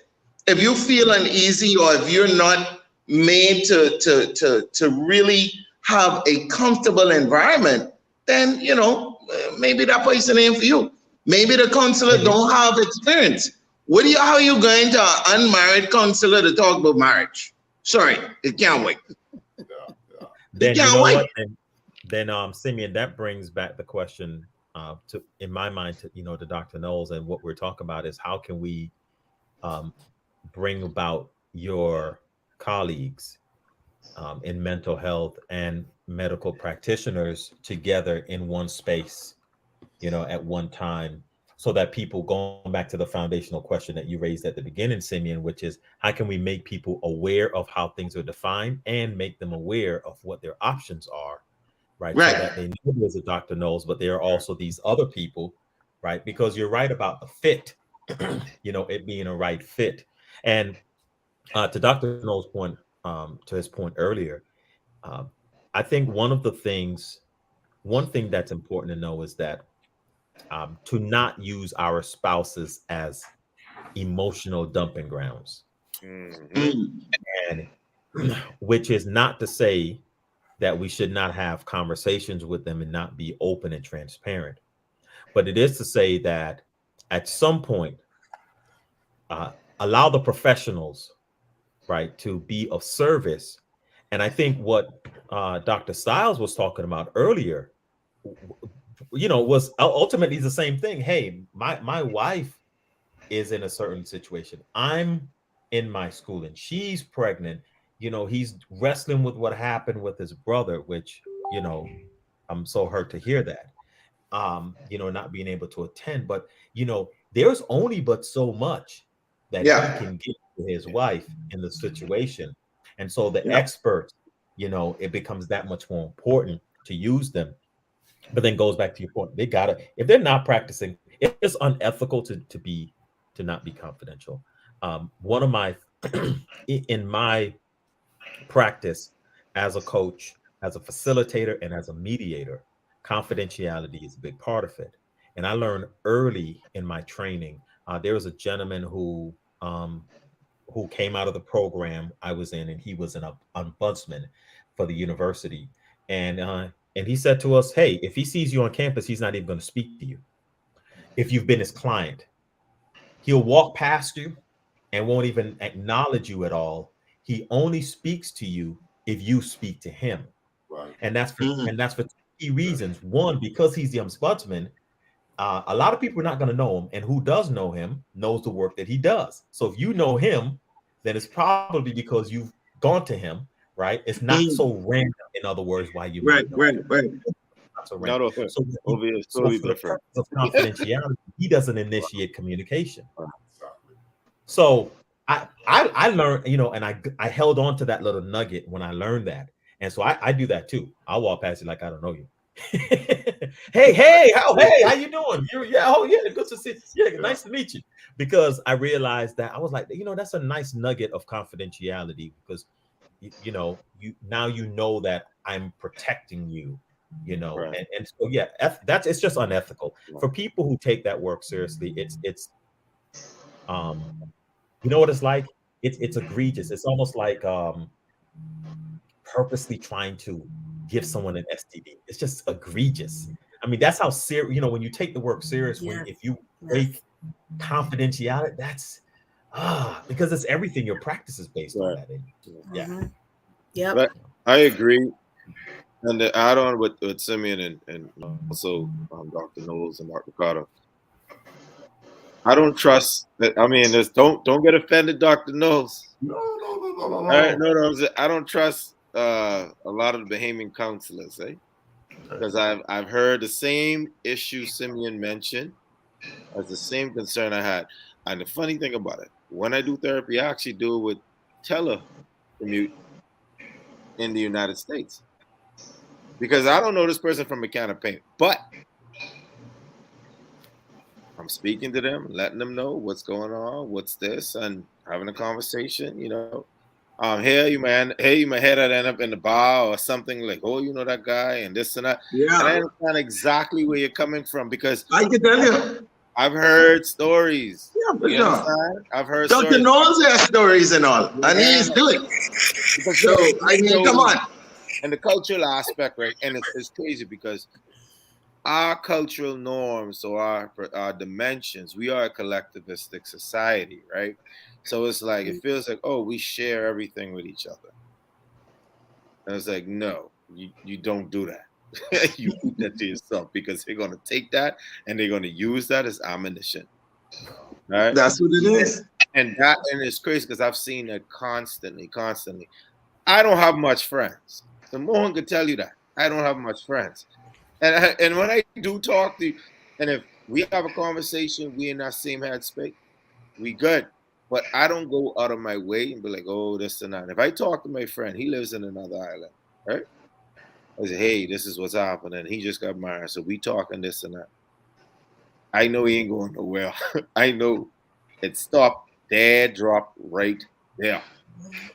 Well, the reason I mentioned it is because if we're going to address these issues, the only way to do it effectively is to address all the issues, all the parts of it. And so it doesn't make sense for us to pretend as though we don't hear it. Hey, right. you going out with this person? You sure you want to date that person? Why? Yeah. Oh, well, I can't say. I mean, you can't say. You just tell me don't date the person. So now, it opened up. And because we are such a small community, these things happen. So again, we can't just say, oh, let's create this and let's do this and we can fix everybody. No, we need to do all of it. We need to make sure that we hold these people at the standard that they are to be held at. We need to make sure that we allow people to make these decisions freely and they feel comfortable in making it. And in our homes, like Dr. Carter just said, you can't dump all the baggage on somebody and expect them to be able to perform, because God knows, especially in our communities, if you take on the weight of the person that you're in a relationship with, especially these days, I can't take your weight and I over here dying. Yeah. You want me to take yours too? Choose mine, you're supposed to. Well, see, that's the problem. Yeah. That's the problem. And then, then we wonder why people succumb. Yeah. And why they give up. And why they can't do nothing else. Because, hey, there you go. There you go. You then put all that on the man. And now you take all the last money. Instead of you just get your foot do. You want your foot, your hand, and your hair do. And why you couldn't get a man, his bed look like a Brillo pad. And you wouldn't say, honey, you go do your piece and I can do my piece and the two of us can be happy together. But we don't do it. Yeah. We just don't do it. That's interesting. And so then there goes your answer to the question, is your man okay? We trying, but we could use some help. Yeah. And that's on so many different fronts. Yes, and so I'm glad you said that, because I want us to talk now about signs, and then if our man in our life, and this could be whomever, a friend, a colleague, a family member, whoever, if they are struggling, what does that look like, and how can we help? What are some things that we should not do? But let's hear about what some of the signs are. First of all, what did we look for? As Simeon started off at the beginning, how do we know if someone is depressed or experiencing anxiety or grief? They know. I got one. All right, what is it? When they don't show up home, they don't come home, buddy. Boy, that's a thing. That's a serious one right there. We call that at work absenteeism. Oh, absenteeism. When they don't show up. No show, no call. No show, no call. They show up somewhere else. Showing up somewhere else. Where they showing up? what is it called? Night nurse or something. Hey, you saw my reel, didn't you? So, Dr. Knowles, what are some signs? So, yeah, before I answer that, going back to, I think, Simeon, you mentioned earlier. And by the way, guys, feel free to call me Sean. I'm not too hang up on the doctor title, all right? Oh, that's the doctor's face tonight. That's why. I'm telling you. Yeah, we outnumbered Simeon. Yeah. Don't worry about it. So I don't know if you can see this. This is my beat up, what we call the Bible in Psychiatry. The DSM-5, the Diagnostic Statistical Manual, the 5th edition. So we don't just pull out of the air anything that's related to depression or anxiety or schizophrenia or substance use disorder. There is a standard. So no matter wherever you go on to any country in the world, this is what we abide by. And so it makes everything common and level, and the treatment modalities are essentially the same. So I just want to mention that. And you're absolutely right. And again, in terms of how do people know what depression is, anxiety, and that's why we got to educate. That's why I want to see a curriculum in the primary schools, the junior high schools, so people can know. But in terms of breaking it down to layman's terms, I look at depression as being locked in sadness. You're literally locked in, like you're trying to get out of a room, you can't get out, all right? And you're suffocating. You're claustrophobic. You're scared. Anxiety is intense fear. All right. I mean, it's not even fear itself. It's intense to the point where you start to unravel. And what is so interesting about major depressive disorder and generalized anxiety disorder is that 50% of persons who have one are likely to develop the other. So if you have a diagnosis of depression, you're likely to develop anxiety. 50% of the persons. And the flip of that is the same. If you have anxiety as a mental health disorder, you're 50% likely of developing depression. So in terms of the signs, let me start with depression. Let me class them as being physical, emotional, and mental. So with depression, one of the first signs is not sleeping. One of the signs is also a feeling of tiredness, fatigue, can't concentrate, and the appetite is affected. Majority of times, people are not eating. Some people overeat when they're depressed. Majority of times, they don't want to eat. So that's physical symptoms if you recognize that, just to name a few. When we talk about the emotional part of it, persons tend to be very sensitive. They have low self-esteem, or they may also just have a melancholic view of life. Mentally, mental fatigue, and just having a doom and gloom vision that there's no hope, just feeling hopeless. When you go to anxiety, some of the common physical symptoms include shortness of breath. Some people have headaches. Some people have stomach aches. Some people have increase in their heart rate. Some people start shaking. You could be in a grocery store or the gas station, and a panic attack hits you, and you have no control over it. Emotionally, you have this intense fear, or you may absolutely just start crying for no reason. And that could be for depression too, but definitely in the case of anxiety. And then mentally, this excessive worrying, hyperactivity, your mind can't slow down. You keep constantly thinking about things that you're worried about. And so that's some of the signs for persons to recognize, well, okay, I'm not right. Something is not right. I would like to look at persons who may be dealing with a mental illness, and the signs, I tend to look at it from a suicidal standpoint, because that's the final end game that you don't want. And so persons may have a change in their mood. You know someone. Adrian, you know Jason. And if you know Jason, all of a sudden, he used to be talkative and fun-going, and now you see him down and you can't even get him to talk to you. That should tell you something is wrong with the brother. This is very important, and I want everybody on the sound of my voice to hear this, and I wish I could do some sort of a study. In our male population, and I'm talking from the teen all the way up to someone who's in their 70s, one of the key things I'm seeing when it comes to depression is aggression and anger. And I've had women or mothers and wives say to me, but Doc, he's just so angry, why? And when I do a depression screen on him, he's scoring high on the depression index. And so that says to me that in our population here in the Bahamas, how are we manifesting, we as men manifesting our depression? Anger and rage. All right. And that's a very key point. And if I have to give a statistic off the top of my head, I would say over 90% of the men that I see, again, from teenagers all the way up to the elderly, they're angry. And when I do a depression screen on them, they score very high. Certainly, some of the other signs you may see is that talking about suicide, talking about not wanting to be alive. I go back to the cutting. If you see a young person cutting, especially a female, that should tell you something is wrong. Engaging in risky behaviors, increased substance use. The brother now mentioned as an example, not coming home. Well, he may be at the bar trying to drink to deal with the issue, or he may be at the crack house now getting into cocaine. All right, so increased substance use is a glaring sign. Negative view of oneself, feeling isolated or alone. And again, a drastic mood change is another one that's very, very common. If a person's mood just change all of a sudden, you want to investigate that, what's really going on. And if those are just some of many that I can say, and of course, worst case scenario, Simmone, is no signs.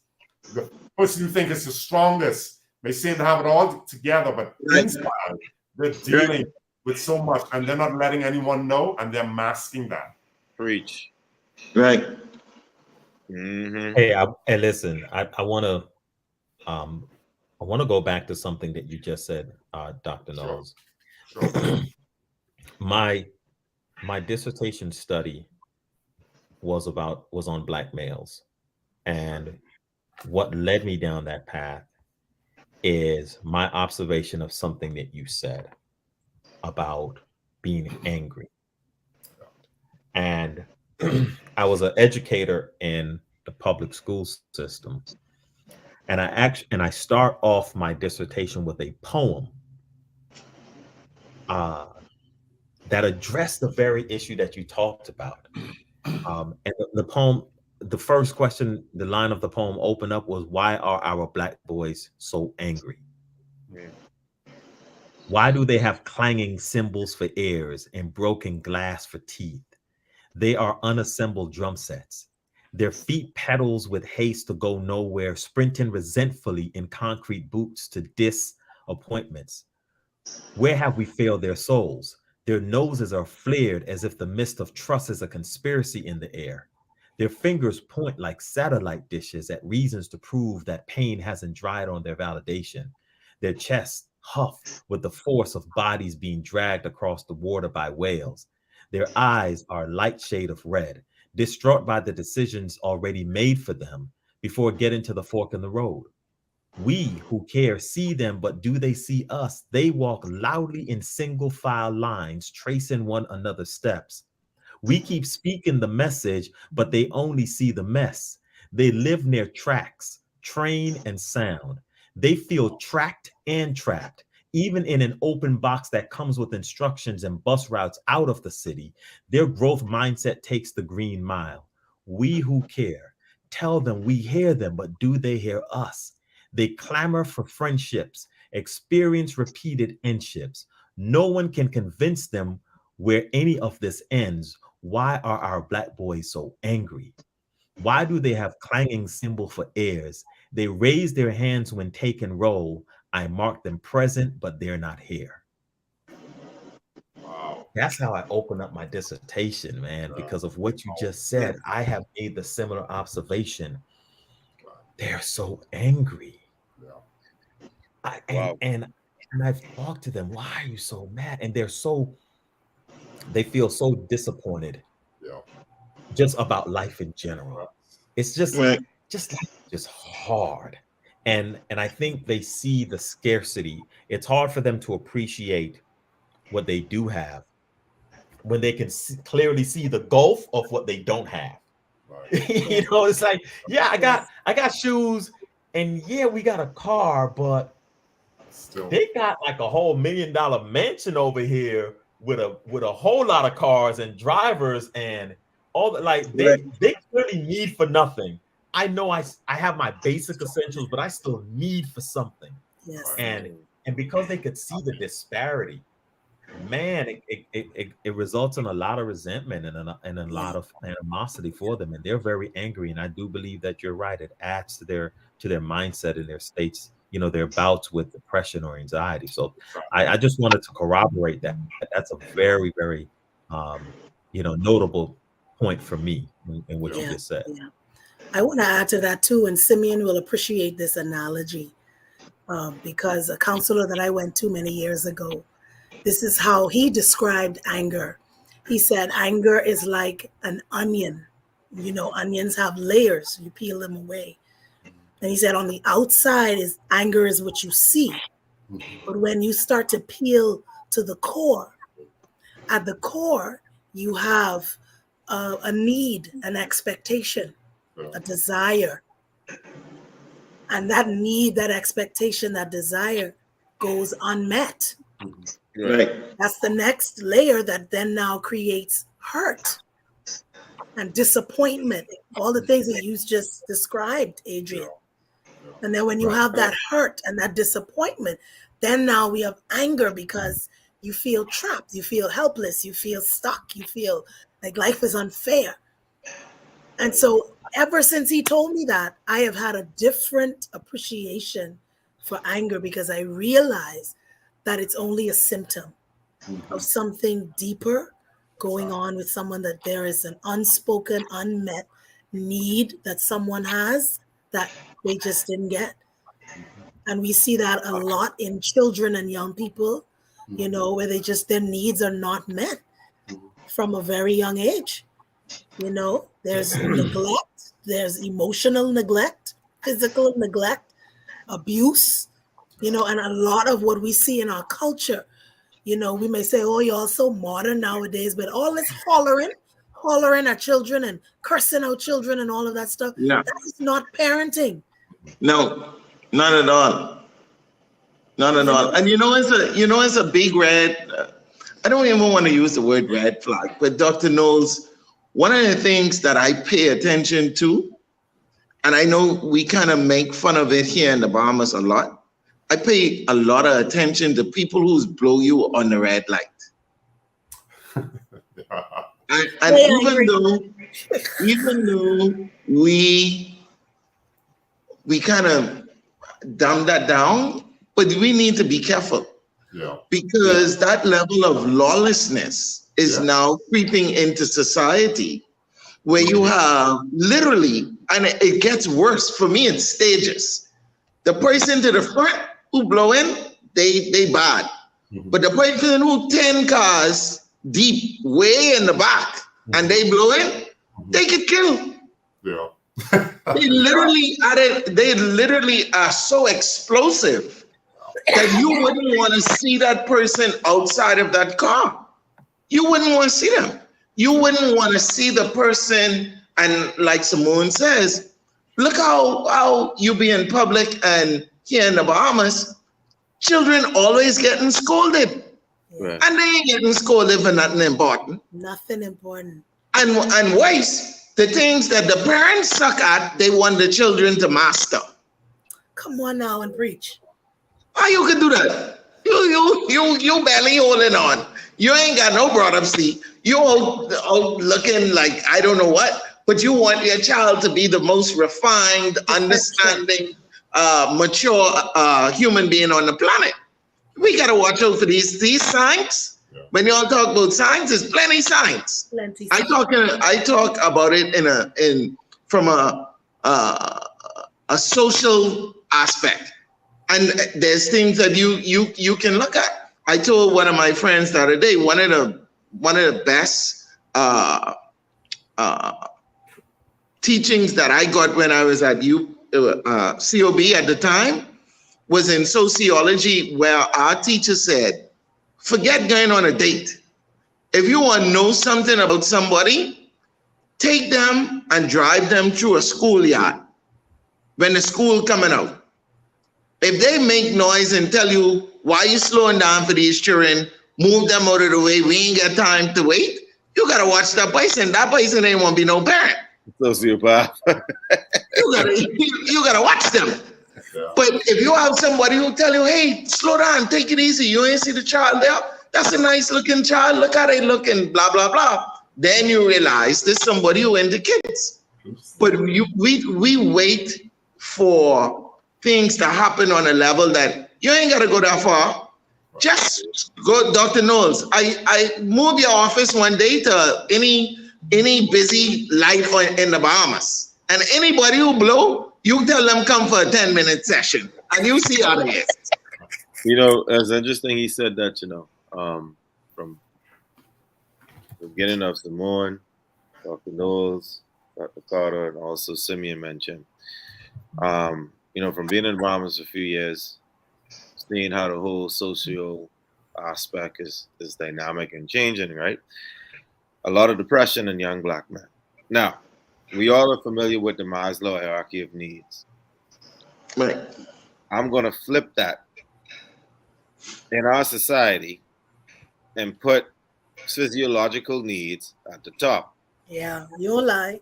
Everybody is struggling to gain access to water, food, shelter, sleep, clothing, reproduction, and so on.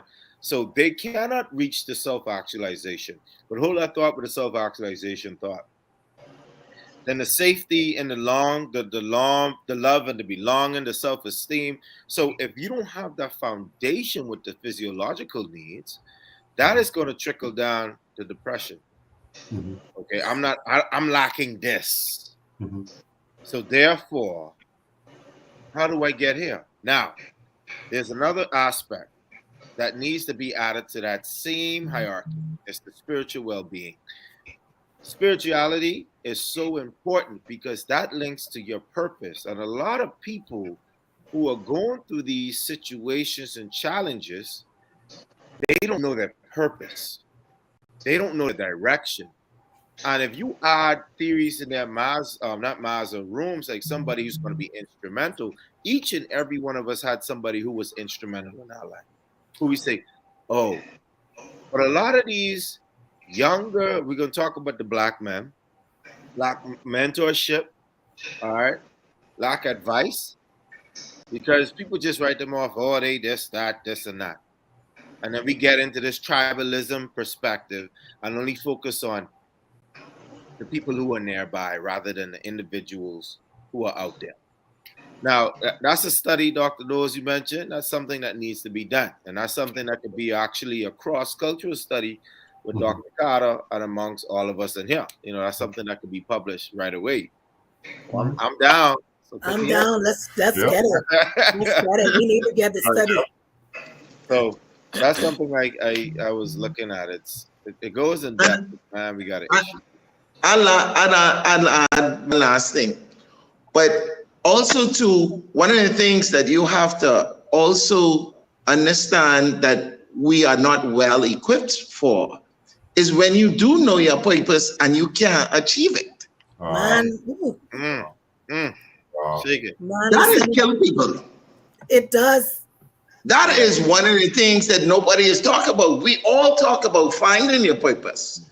We all talk about pursuing your purpose. But so many times we don't talk about how to actually be in your purpose. You don't know what you're supposed to do. You didn't know the signs. You didn't figure it out. Everything then working. But when you can't obtain it, how do you sleep at night? How do you feel and know that you're supposed to be this, but you ain't good at it? My God. How do you operate if I know I was supposed to be a chef and I couldn't be at the level that I am now? That will cause some damage to you. So there are a lot of people walking around with knowing they're supposed to be more than they are. Yes. And because they can't obtain it because of whatever circumstances, they're in trouble. And that's realistic, you said too. Yeah. And somebody will come at you and buffer that as in, okay, what is something common with all great experts and or inventors? Every one of them failed, right? And they'll say that, right? But how bad you want it? How much grit, determination, all right? And the passion, which passion sometimes blind you from achieving that overall, right? So you just blinded and like, oh, oh, let me just focus on that. And it's interesting Simeon mentioned that though, because, and especially he's speaking about purpose. You don't have individuals here who say, hey, Dr. Knowles, I need your advice on something. Exactly. I don't have time for you. I don't have time for you. Right. Exactly. Right. Go on YouTube, okay? Read the law of attraction, you know, and it'll come to you, you know. That's superficial. You know? It's so true. The mentorship. The mentorship Exactly. that he's talking about. You know, you know you're supposed to be more than you are, but you can't. Where do you look? Who do you look for? I want to throw out a thought with that, Simeon, because that registered with me too, you know. Yes. Because I've been in that space where I felt like, man, like I know I should just, God, I really believe that I should be doing more, et cetera, et cetera. And I've gone through different iterations of this, but I'll tell you this: in my spiritual walk, in my prayer, what the divine enlightenment that I had that has helped me understand my answer to that question, which may work for some people, may not. But what came to me was that I just needed to be faithful over the little. Because a lot of times it's easier to think of in a more grand way. And I began to realize, like, you know, I don't need a big platform. I used to desire a bigger platform. You know, I want to get this message out, and there are things that I felt that were important to say, and that could really help to reshape how people are thinking as a thought leader. And but it came to me one day, you know, but have you done that for the people that I've been assigned to? So what I've learned in the process is my breadth and scope is not based on anything else other than who I've been assigned to. So here goes these five brothers, these five young men who I used to have as mentees at one point in my life. Have I been faithful in being a big brother to them? Not 500, not 5,000, just these five. Then there is, and the way that my ministry, and let's just call it what it is, the way my ministry has worked is I get these pockets of people in relationships, right? There's a brotherhood over here, five of them. And then there is the, then there's the MenSpeak, and it's about like a group of like 8, 9, 10 of us over here, right? Yeah. So, you know, anytime Simmone says, hey, we're going on, hey, I'm there, right? I need to be faithful to this group. You understand what I'm saying? So I've learned for me in my purpose that it's not been about the more, it's about the people. And if my total assignment just comes down to maybe about 45 people in these different pockets of relationship, man, by grace of God, I want to be faithful to those 45, because I can't be faithful to 4,500 if I wasn't faithful to the 45. Right. You know, so I like, for, you know, and I wrap up with this, for instance, especially hearing what Jason said tonight. I so appreciate our conversations. And there have been a couple of times Jason hit me up, and I'm busy. I'm like, okay, I'm gonna hit you back, and then we'll eventually connect. But I'm so happy to hear that in the level of faithfulness that I had with Jason, and us communicating and checking in with each other and talking about our PhDs and going through the process, and where are you? And I'm here. Okay, what about you? Did you finish this? Man, how's your little man doing? How's your wife doing? How's it? I'm happy to know that it worked. Like that was ministry. It was divine. It was meant for. Like, failure to do that is, if I can't do that with him, I'm gonna fail that with 1,000 other people or 10,000 other people. I am so satisfied in my spirit to know that, dang, he said I was there. You know, we did have these conversations, and we were talking about fatherhood and having a little man and what you're doing with him, and always putting them down, and we had those talks. Boom, I was faithful with that. And so I've just learned to just be faithful with the little, you know. So if somebody at your level, you know, there may not be a person who can get to the culinary level of you are. But man, listen, if you better learn how to cook for your family. And I don't mean to undermine their ability, but I'm talking about the faithfulness to the little so that you can prove yourself with it. Have you been faithful? Right. And then you can grow. Right. And then maybe you start cooking for, hey, you know, tell your neighborhood, your neighbors, hey, I'm cooking a little feast. You know, I want y'all to come over. You know, be faithful with the little. And I think where people miss it is they want the bigger, but they've not been faithful with the little. And I'm learning to appreciate the little because give me my community. You know, I want Dr. Sean Knowles to be a part of my community. I want to be in his community and we could work together. And, you know, if one can bring a flight to 1,000 and 10,000, then I know my small community may only be 50, but the reach of the 50 may be reaching 50 million. So let me just be faithful to the 50 because the 50 can do greater if I'm faithful to them. But if I'm not faithful to them, then they can't do what they're supposed to be doing at the level that they can, because maybe I just add another 2 or 3% to it. But that's 2 or 3% that's not being added to the bigger picture if I'm not doing my part. And just tell them they ain't see nothing yet. Yeah. So that is so powerful. That is so profound, Adrian. I said we tried our food now, Simeon. I ain't had your food yet. All this big talk we talking, your belly bubbling. I mean, come on, man. Hey, listen, Simmone, can you set up like no event, just give me a date and time when we all go to places, Dr. Knowles, all going, and we go eat and just enjoy each other. How we go back? Right? You know, because again, what happened, you know what Jason is saying? We're feeding the spirit, and the feeding of the spirit is so good that his body has responded to it. Don't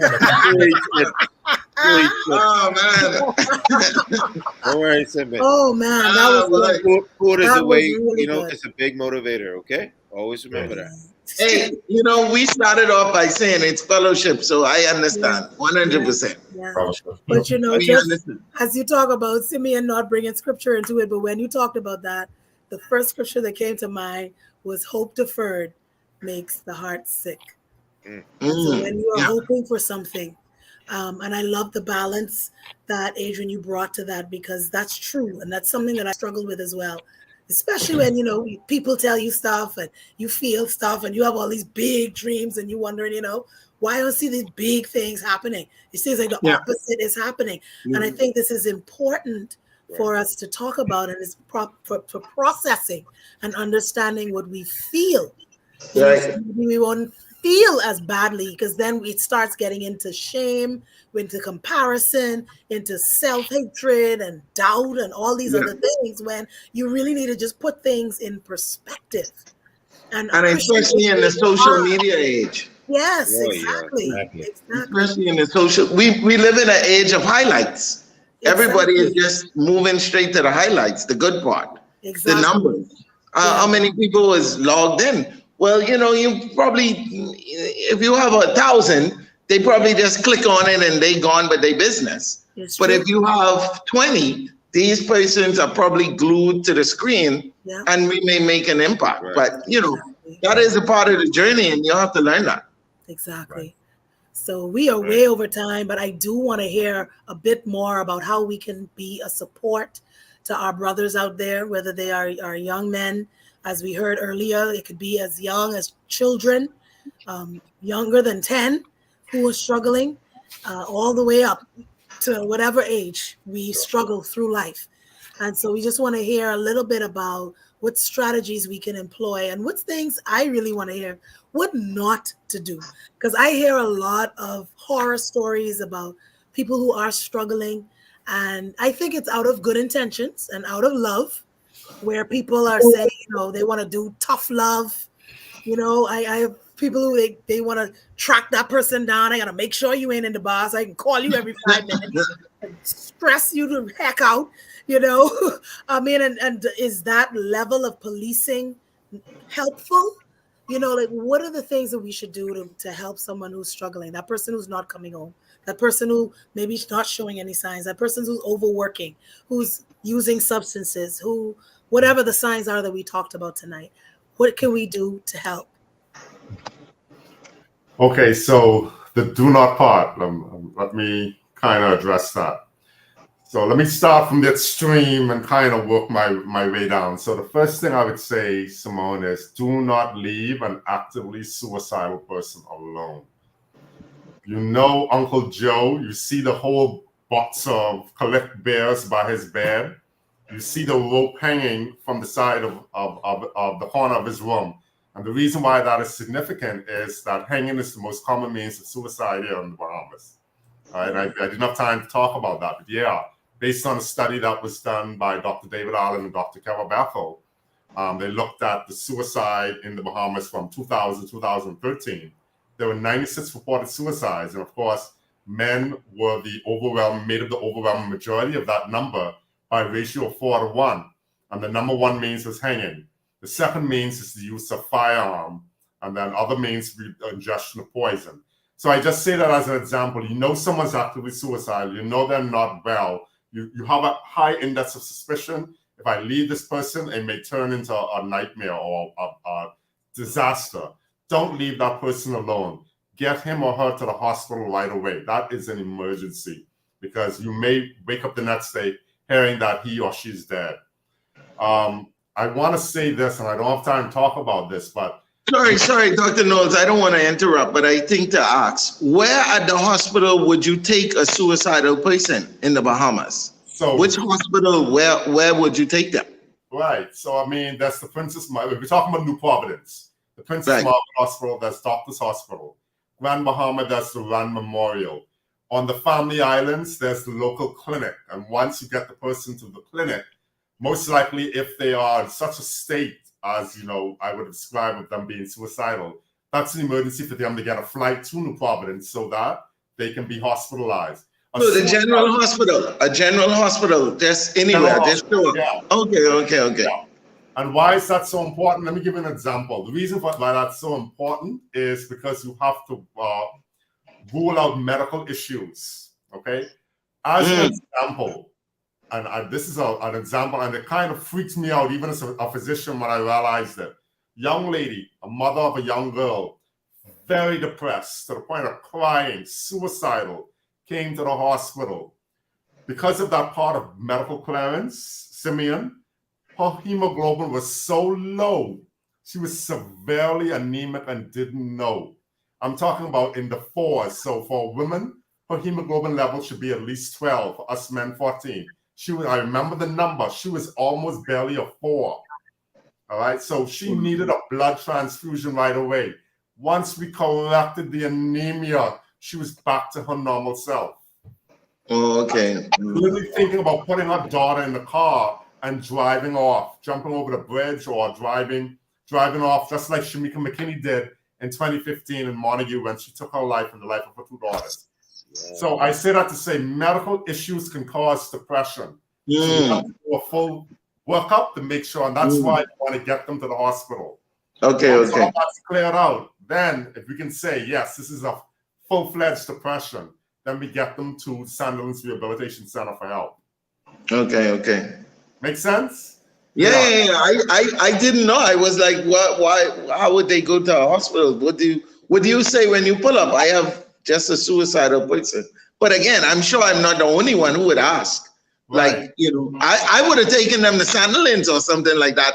And like you said, maybe it was a medical issue It got to be ruled out. Something is a tumor. Tumor could be in the person's brain, so we got to do a CAT scan. Clearance. Okay, that makes a lot of sense. Yeah. That makes a lot of sense. The other point I want to make, oh Lord, I wish I had more time to talk about this. So one of the things I'm doing, gentlemen and Simmone, is I am preaching to young people, or I'm breaking it down to them to their level where I'm begging them not to use any substances, before their brain is completely developed. And that's usually between the ages of 21 to 24. The reason for that, so we're talking alcohol, marijuana, cocaine, ecstasy, even some behavioral addictions like pornography or gambling. What it does, it disrupts the neurotransmitter system in the brain. And in the case of substances, because the substances hijacks those neurotransmitters, the brains of these young people are stunted. The brain develops from a back-forward direction. So the prefrontal cortex is the last part of the brain to develop. So that's the executive decision-making part of the brain where you think and you plan and you organize. And so when young people start using substances before their brain is developed, they have a higher likelihood of not only having a poor prognosis, developing a severe addiction, but their brains become the brains of someone who has schizophrenia. They can't make a proper sentence. They can't think for themselves. Their thinking is so off. Their memory is impaired. And so that's one of the messages. Do not encourage a person. You know your nephew or your godson is dealing with something and he's stressed out. We like to use the word stress out. You're going to give the young boy alcohol to drink. You're setting him up for major issues later on in life. So do not give drugs. Do not substitute drugs to deal with your issues or your stress or the way that you're feeling. The other thing, stop teaching our young boys that we need to be strong and we shouldn't talk and all of that. Do away with that nonsense. It's doing more harm than good. So for all the ladies out there, please encourage your boys to talk. Encourage your sons and your nephews to talk about it. It's okay for them to talk, because by them doing that, you're helping them to be able to deal with issues the proper way.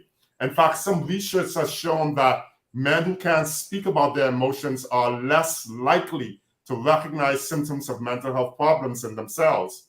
And as a result, they're less likely to reach out for support. Stop saying Christians should not be depressed. Stop saying Christians should not have anxiety. All right? So yeah, for all the people out there, stop saying people with mental illness have demons. All these things are ignorance. That's true. Have a common cold. What makes you think a Christian can't be depressed? Because they know Jesus. They're not going to accept that. Yeah. A lot of them. If we are real about ourselves, what Jesus Christ went through leading up to the cross. Exactly. He had to just experience some depression. Even he said, Father, why take this cup? Take this cup. See, they ain't know the Bible. They ain't know the story. There's quite a few stories in the Bible about that. And you have to understand, like, even with Job, after what he went through, Abraham had to sacrifice his son. You really think you're going to be in a normal state of mind? No. Exactly. David was depressed, I'm sure. Listen, David hit out. He hit out of the cave. Elijah, Naomi, you name it. Elijah, yes. All of them. Adam was sad. What y'all talking about? Why y'all going so far? Adam was sad. That's true. Where do you think Eve come from? But you have people who think like that. Hey, Adam had anxiety. Hey, but Simeon, to your I have point, to break it down to them. If I have the energy, I sit down, I explain to them, no, you got to change that thinking. Yeah. And when you say the word, I use the word crazy, the sister or the brother who's to the left or the right of you and who's going through something, they're not going to want to get help. All right. Yeah.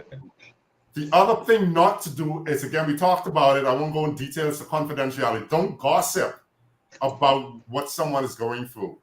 You know, one of the things that I'm dealing with as a physician is we have a lot of young people who are dealing with sexual orientation issues. When I say that, meaning that they identify as being gay, but they can't talk to anyone about it. So there's no safe space for them. So they're depressed. Some of them are suicidal. Some of them are leaving the country and going to Canada. We're losing a lot of our young people. You know, and it's not right because of how we treat each other. Yeah.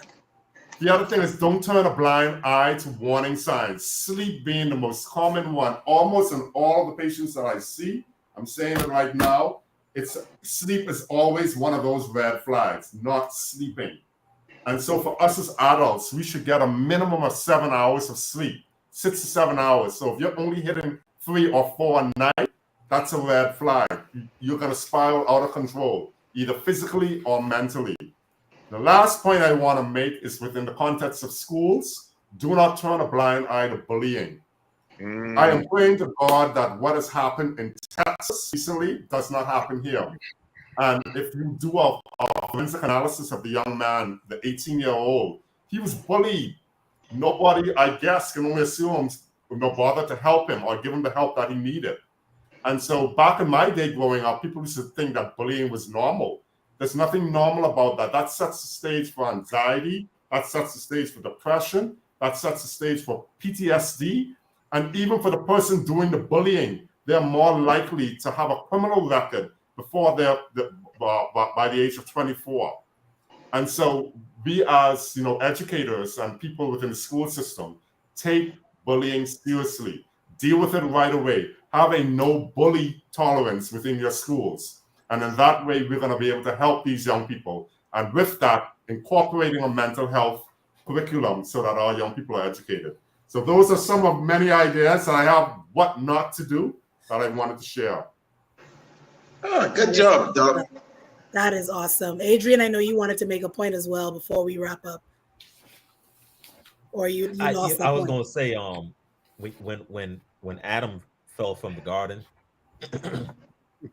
he experienced some mental health issues. When you go from having everything provided for you, everything was 100%. The water was clean. Before the lion was trying to bite you, before you used to pet it, now it's trying to bite your hand off. It's a different world out there. But 100%. What? To the point, we Christian people, and I know the Bahamas is a big Christian nation, do not allow right with all the quotation marks, right? Is a denominationally religious country, like a lot of countries are, but do not allow scripture which talks about also having knowledge and wisdom for you to forego the wisdom based on your knowledge of scripture, right? And overlook. That's why even with the LGBTQ community, they don't receive the love and the support they need to, because it's not about whether you agree with their behavior being right or wrong. It's about being able to understand and love through human, love with, right? So that you can win some to Christ and let God, one plant, one water, but God gives the increase. So if you hold on so tight to what you think that Bible says, you'll end up making a mockery out of God's word, more so than actually doing God's will. Yes. And so thank you, Dr. Knowles, for everything that you shared. That was spot on, sir. Yeah. My dad always says, Dr. Carter, here in the Bahamas, we live like we already in heaven. We don't live like we still on earth. And we have to deal with one another. Yeah. Bahamians are the most heavenly and divine people when they need to be for themselves. But when it comes to somebody right next to them, oh my word. So, I'll end by saying, and this is one of the things my very good friend who passed recently taught me. One of the things that we have to do is we need to eliminate this thing about, we create this culture by saying, oh, don't stare at that person. And then don't stare becomes don't look. And then don't look becomes don't see. And once you don't see somebody, it becomes absent. So that's why you have people crossing over the homeless. That's why you have people crossing over these people that are showing you all these signs to say that they need help, because we've been teaching ourselves not to stare. But sometimes you need to stare. You need to look and say something ain't right here, and then you can take action instead of just walking away. That's powerful. Wow. And invisibility is a very painful thing. Exactly. Walking around feeling like nobody sees you, nobody cares. That's a horrible feeling. And that's something that a child has taught me. You know, you're driving around the streets, you know, Jason, your godchild, you know, why do you help that person? Is that a poor person? And it's amazing that this child can see, you know. I remember we were at Wendy's. I shared this story before, just quickly before we go. We were on the line at Wendy's, and this guy was selling CDs and DVDs. And, you know, like, who really wants CDs and DVDs, right?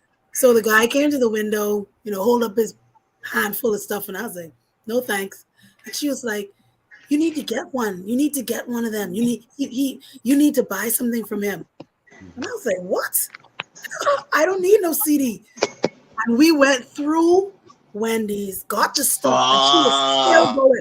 We turned, we were on the traffic light, and she was like, he's still there. You need to get a CD. He said, you want me to go back around into, this was at the mall, back into the mall yard to buy a CD from this guy? And she said, yes, you need to get a CD from him. So I said, you know what? I'm going to listen to this child because I already see she's already special in that way. So I said, let me turn my good self around and go back. And I went back and pulled up, waved to the guy. And I said, how much are the CDs? He told me. I said, anyway, I'll get 2. And I was like, wasn't spending no money on no CD. And when I told him, I said, well, you know, I really only came to get the CDs because she told me to. And he was so happy. He's like, you know what? I'm going to get you a gift. And he was going through and he gave her a Leapfrog DVD. You know, he was like, thank you so much. And she was like, I said, you know, did you think he needed that money? And she was like, yes, he needed that, you know. But we just look at it as, I don't want nobody peddling. I don't want nobody coming to my window. Don't talk to me. I don't want to see you. But then all of that is ministry, as Adrian said before. That's ministry. Right. There's a lot of people on the streets, though. It's like if you go every downtown, downtown, everybody's looking. How many people sleep downtown? But you got to be very. I mean, it is ministry, but you got to also be careful of when you start giving your foundation, and your foundation is not stable. Yeah, that's going to be a major issue. But whenever I have a chance, and all things use wisdom. You know, it's a matter of just using wisdom and being this perceptive of what the Lord, you know, of what your ministry is in that moment, you know, because there's sometimes, you know, remember the scripture talks about how when you've given to the least of me, right, you've given to me, but that has to be done with perception, right, and direction. So I mean, I agree with you, Jason. You just don't say, hey, we gonna take $1,000 out the account today and just go hand it out. That may not be wisdom. But on that particular day and time when you're moved to, right, then you should, because you may be a blessing to someone, and you never know who that person is that you're given to. Absolutely. And it's interesting you said that. I don't know. This my last thing. I don't know if you ever read the Meditations by Marcus Aurelius, right? The whole Stoicism. I'm just gonna read this. He said, everywhere at each moment you have the option to accept this event with humility, which is the will, to treat this person as he should be treated, which is the action, and to approach this thought with care so that nothing irrational creeps in, which is your perception. And you use those 3 perspectives as you're doing things in your life. Because every single day, time is inevitable. Now, going through it, we're going to have challenges, so we got to know how to deal with these challenges, which is ongoing in our life. So. Yep, I totally agree. What an amazing night tonight. Amazing. And I hope that you all, I see Adrian has added his website, so be sure to go there, www.adriancarterspeaks.com. He has 2 books that are phenomenal. I need to get the second one. I have not gotten the second one yet. But be sure to follow what he's doing. If you're in the Florida area, to go and check out what he's doing over there. Dr. Jason Stiles. I know he's on Facebook and other social media platforms. You can reach him. Dr. Knowles, can you share, please, more about your clinic and where people can reach out to you? Sure. Please. I was trying to see if I could type it in, but I'm not too familiar with this platform. Yeah, unfortunately, you may have to go back on the video itself on Facebook and type it in there. Okay. You do that, yeah. Yeah, we can do that. Yeah, but Emmanuel Medical is located in Python's edition. So the number for us here is 242-393-9355, 242-393-WELL, which is 9355. And so, yeah, we can put all the information on Facebook so persons can have access to it. Before we leave, I want to say Happy Father's Day to all the great dads out there. And I'm in the midst of two of them here already. So happy Father's Day to you guys coming up. Yes, indeed. Yes, indeed. Make sure you fit some self-care in there for yourselves. Absolutely. And I also want to say, as I had mentioned at the very outset, that I'm so grateful that Dr. Knowles is working with us, that we can launch a support group for men to have a safe space to share their heart, to share the things that, just to get that brotherly support. And yeah, I'm not going to be there. I'm just a facilitator, but this will be an all male only space for men to be able to share and to find, camaraderie and support and professional guidance in the things that you're going through, because life can be heavy and you don't have to carry it alone. That's what we are all here for, as it says, to be our brother and sister's keeper. So on behalf of all of us here at MenSpeak, we appreciate you being a part of tonight's show. If you're watching the replay, thank you for scrolling by and stopping. Share the video with people that you think this would be helpful for, because, any information, as we said before, can be a help. Any information that can be a seed that can take root and can grow and help people. I can tell you from personal experience that it is the awareness. A lot of times you don't even think you're in a bad situation until some information comes to you that shows you, hey, this is not a healthy situation. I am a personal testimony to that you could be walking around in an abusive situation and you don't even know it. You think it's normal until you run up into some information or into some people that will tell you this is not right. And then you can take steps to now build yourself from there. So until the next time, and we're going to try and be a bit more faithful with our MenSpeak. And I felt that, Adrian, I got to be more faithful with this ministry and make sure that we are true to our monthly commitment to this platform, and definitely to get you over here to Nassau so we can all hang out and break bread together, as Simeon would say. He said his phone died, so he's saying goodbye to everyone. And thank you so much, Simeon, for your faithfulness as well to this platform. And we look forward to the next time. Have a good night and enjoy your Father's Day. Right. Take care.